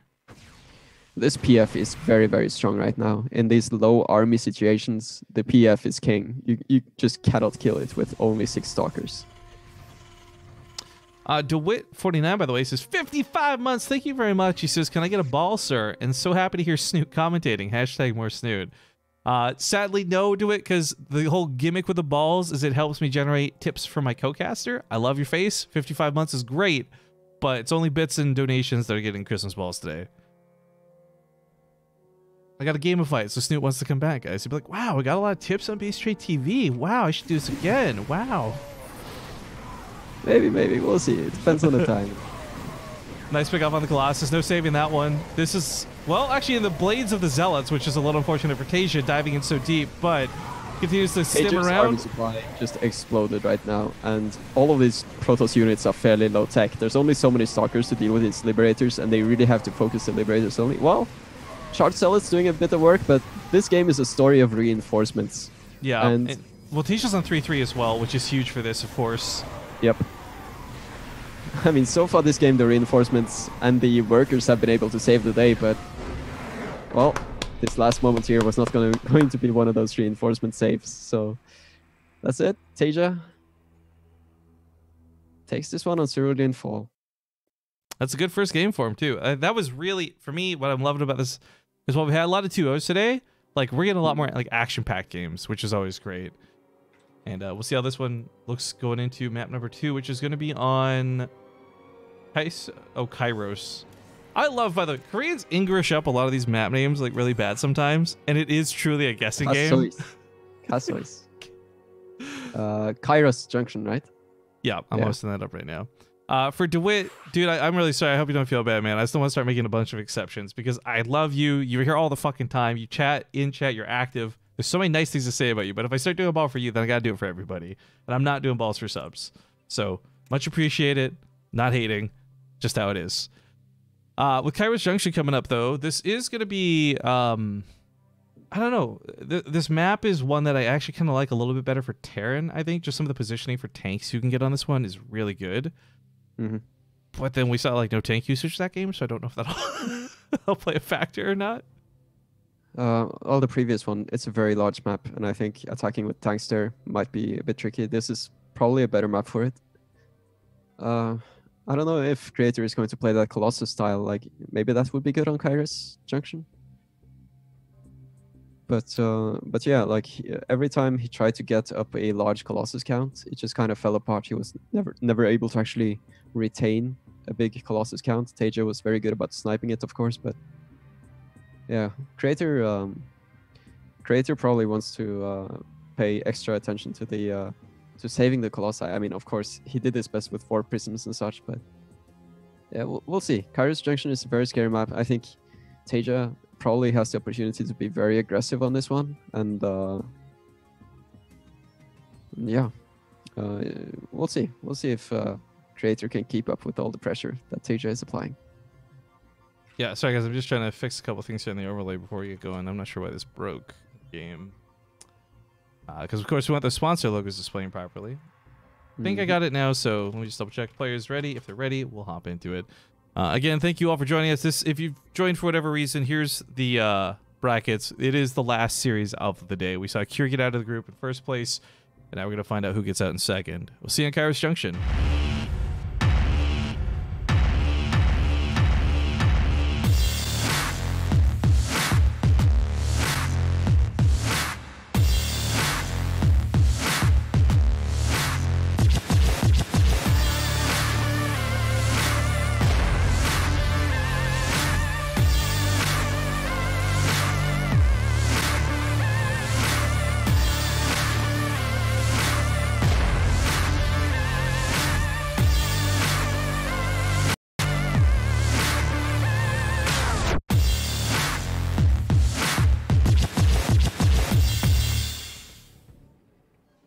I did it again. I always cut it off a little too soon. All right, whatever. Guys, we are back. It is map number 2. Spawning here in the bottom right side of the map. It is, of course, the Blue Protoss crater. And, we're getting some Korean lag. I'm sorry about this, guys. It does happen from time to time.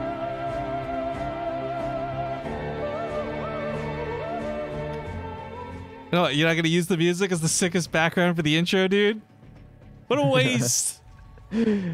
Spawning as the red Terran, it is Liquid Tasia. Of course, that music signifies a new top donator, which was, Monty Un. What's up, dude? 50 bucks. What? Snoop, we're going to get some, like, Subway and some more, man. Thank you for the $50, Monty Un. Just says now. That's all the message says, now. No. All right, well, guys, thank you very much for your support. Regardless, getting into this game, Tasia's done a little bit of mind game, and I want to highlight because it's not been scouted by Creator yet. We saw you Thermal doing this yesterday, actually, against Zest, if you guys recall. And the idea is that everything Creator scouts makes this look like a big proxy. And in fact, he's looking for said proxy. However, Tasia has simply placed his barracks over here to be a bit of a cheeky bugger because he's not really proxying. But I love the mind games that go into this. There's good StarCraft 2, and then there's people who can pull this shit off. Yeah. I'll say you hadn't heard that yet. Thank you for the 300 bits. Jamrock5 says, thank you for keeping StarCraft 2 alive on Twitch. # charity. Yo, can someone cheer 301 bits? I want Snoot to hear that one. That was pretty fucking good too. Oh wow, another donation coming in. $5 from Improvement SC says, love of the cast, guys. Snoot. Snoot, I think it's safe to say my people like you. Like maybe even like you. Let's just be friends. I'm getting a little bit hot and flustered over here. Again, between yesterday and today, thanks for joining me on these casts, man. But this could be the last one, guys. We'll see how this goes. Yes, and this might be the very last map of today, unfortunately. It's been a great set so far, but it's also been a very quick day, just like yesterday. Well, but a bit better. It's closer. Games. But so far, Graham, listen, it's only been 2 zeros. It's only been 2 zeros, but we are at like 3 hours instead of 2 hours, which is good. It's true, but it still creeps me out to see this many 2 zeros. This is why I hate best of threes. I really genuinely hate best of threes, but for the round of 32, we didn't want to bombard these guys with best of fives this early on. So the round of 16, best of fives begin. You guys are going to see a lot of better games because I have cast so many more games where it goes 0-2 in a series and then they bring it back 3-2 type thing. Beyond's a really big guy who does this all the time. So I feel what sucks is a lot of these players in these same series, same games, like this might not actually be the same results if it was a best of 5 instead of a best of 3. Yep, anything can happen. Oh, cheeky proxy. Proxy pylon going down here. Let's see what will become of this in a while. Robo at home currently. I'm very confused by this Protoss build. I'm sure it's something very well thought out and something very cool, but right now I'm just a tiny bit confused. Stop begging for donations. Well, stop enjoying the free entertainment, dude. Enjoy the band instead. Stalker pressure at the front.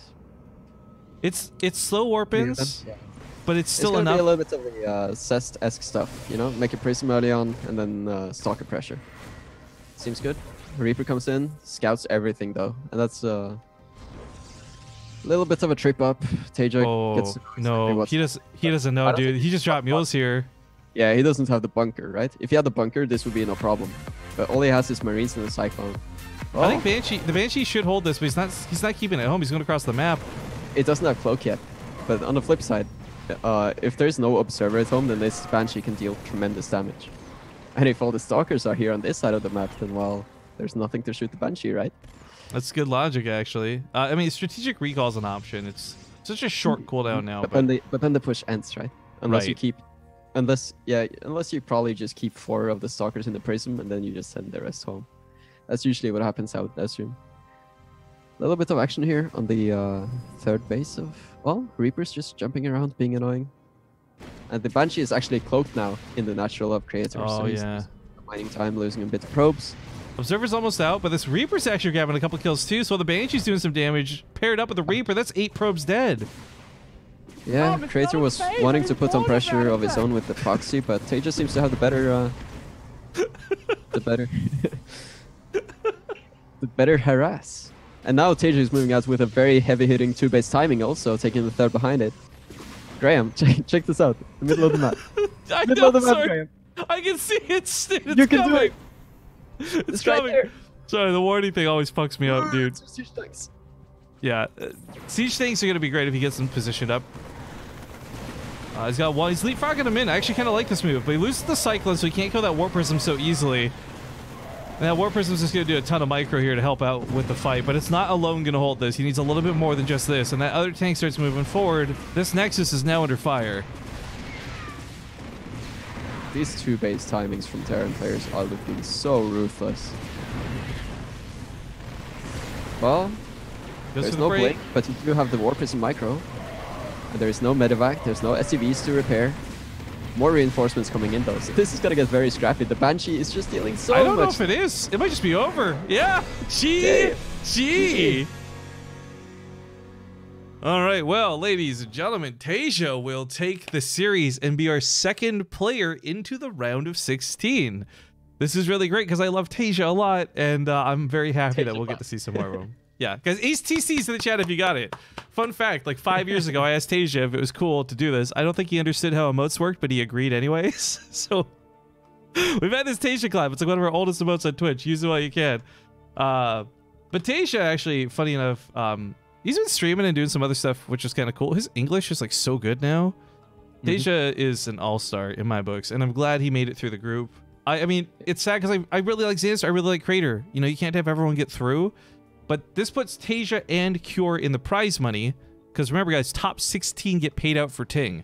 And it's proportional to the total money we raise by the end of it. So it starts at $4,000, and sky's the limit. Although, let's be honest, it's probably going to hit like 5K at the end if we're lucky. That being said, the Match Arena page, which we haven't advertised at all today, I'm going to quickly just go over because we changed up some stuff per some suggestions from Twitch chat. So quick display capture over here. We changed the stretch goals around. So now at 4,500, which is a totally attainable goal, even with just the free codes. So even if nobody donates $1, we can reach 4,500 by the Match Arena codes if you guys type in hover and all that good stuff. We'll do an AMA with Jesse and myself. We'll be scheduling that for somewhere probably within the round of 8 if we reach that goal in time. We've lowered the cost of the Neeb show match because we thought you guys would just love a more of an opportunity to see Neeb play against some nerds. And then, of course, the classic Rifkin vs. Jesse show match and the other stretch goal. But anyways, the point I bring this up is you can help us out a ton for free, and it won't cost you a damn thing. If you log in here on the top right, use whatever it is, Twitch, Google+. No one uses Google+. Just log in, and if you use the code HOVER, it'll add 50 cents to the prize pool. That's, you don't got to give them your PayPal. You don't got to give them your credit card. This is just coming out of Match Arena's budget for helping sponsor the tournament. Furthermore, if you want to help out just that little extra bit, you can get another 50 cents by going to follow Ting on Twitter, and another 50 cents by subscribing to their YouTube channel. You'll see more options and more links and more cool things later on, but point is you can add up to $1.50 at no cost to yourself, and it helps the players out because, like I said, there is a payout structure here that is percentage based for everybody in the tournament. First place is 35%, 16th place is 1%. As you can see, just getting out of the round of 16 into the round of 16s worth almost $50, which is awesome.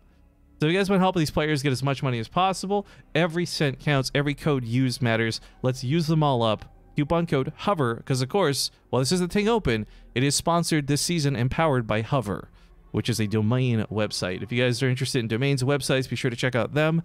I got to kind of wrap this up somewhat quickly, though, because we're about to fall off the front page. So before we do, if you guys enjoyed the show, if you want to see more StarCraft 2, please consider hitting that follow button.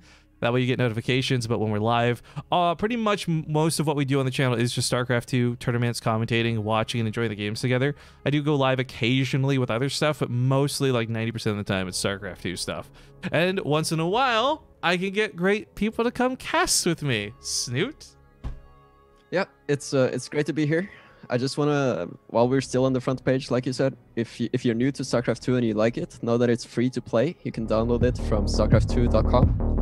And if you're looking for any sort of community, of course, there's the BaseTradeTV Discord. There are some other Discords as well. But if you kind of just want to get into StarCraft 2 and navigate the space, then the great places to start are the StarCraft subreddit, as well as teamliquid.net, which is a great community with, well, both great communities with lots of news and different links and various things. So it's a great time to get into StarCraft 2.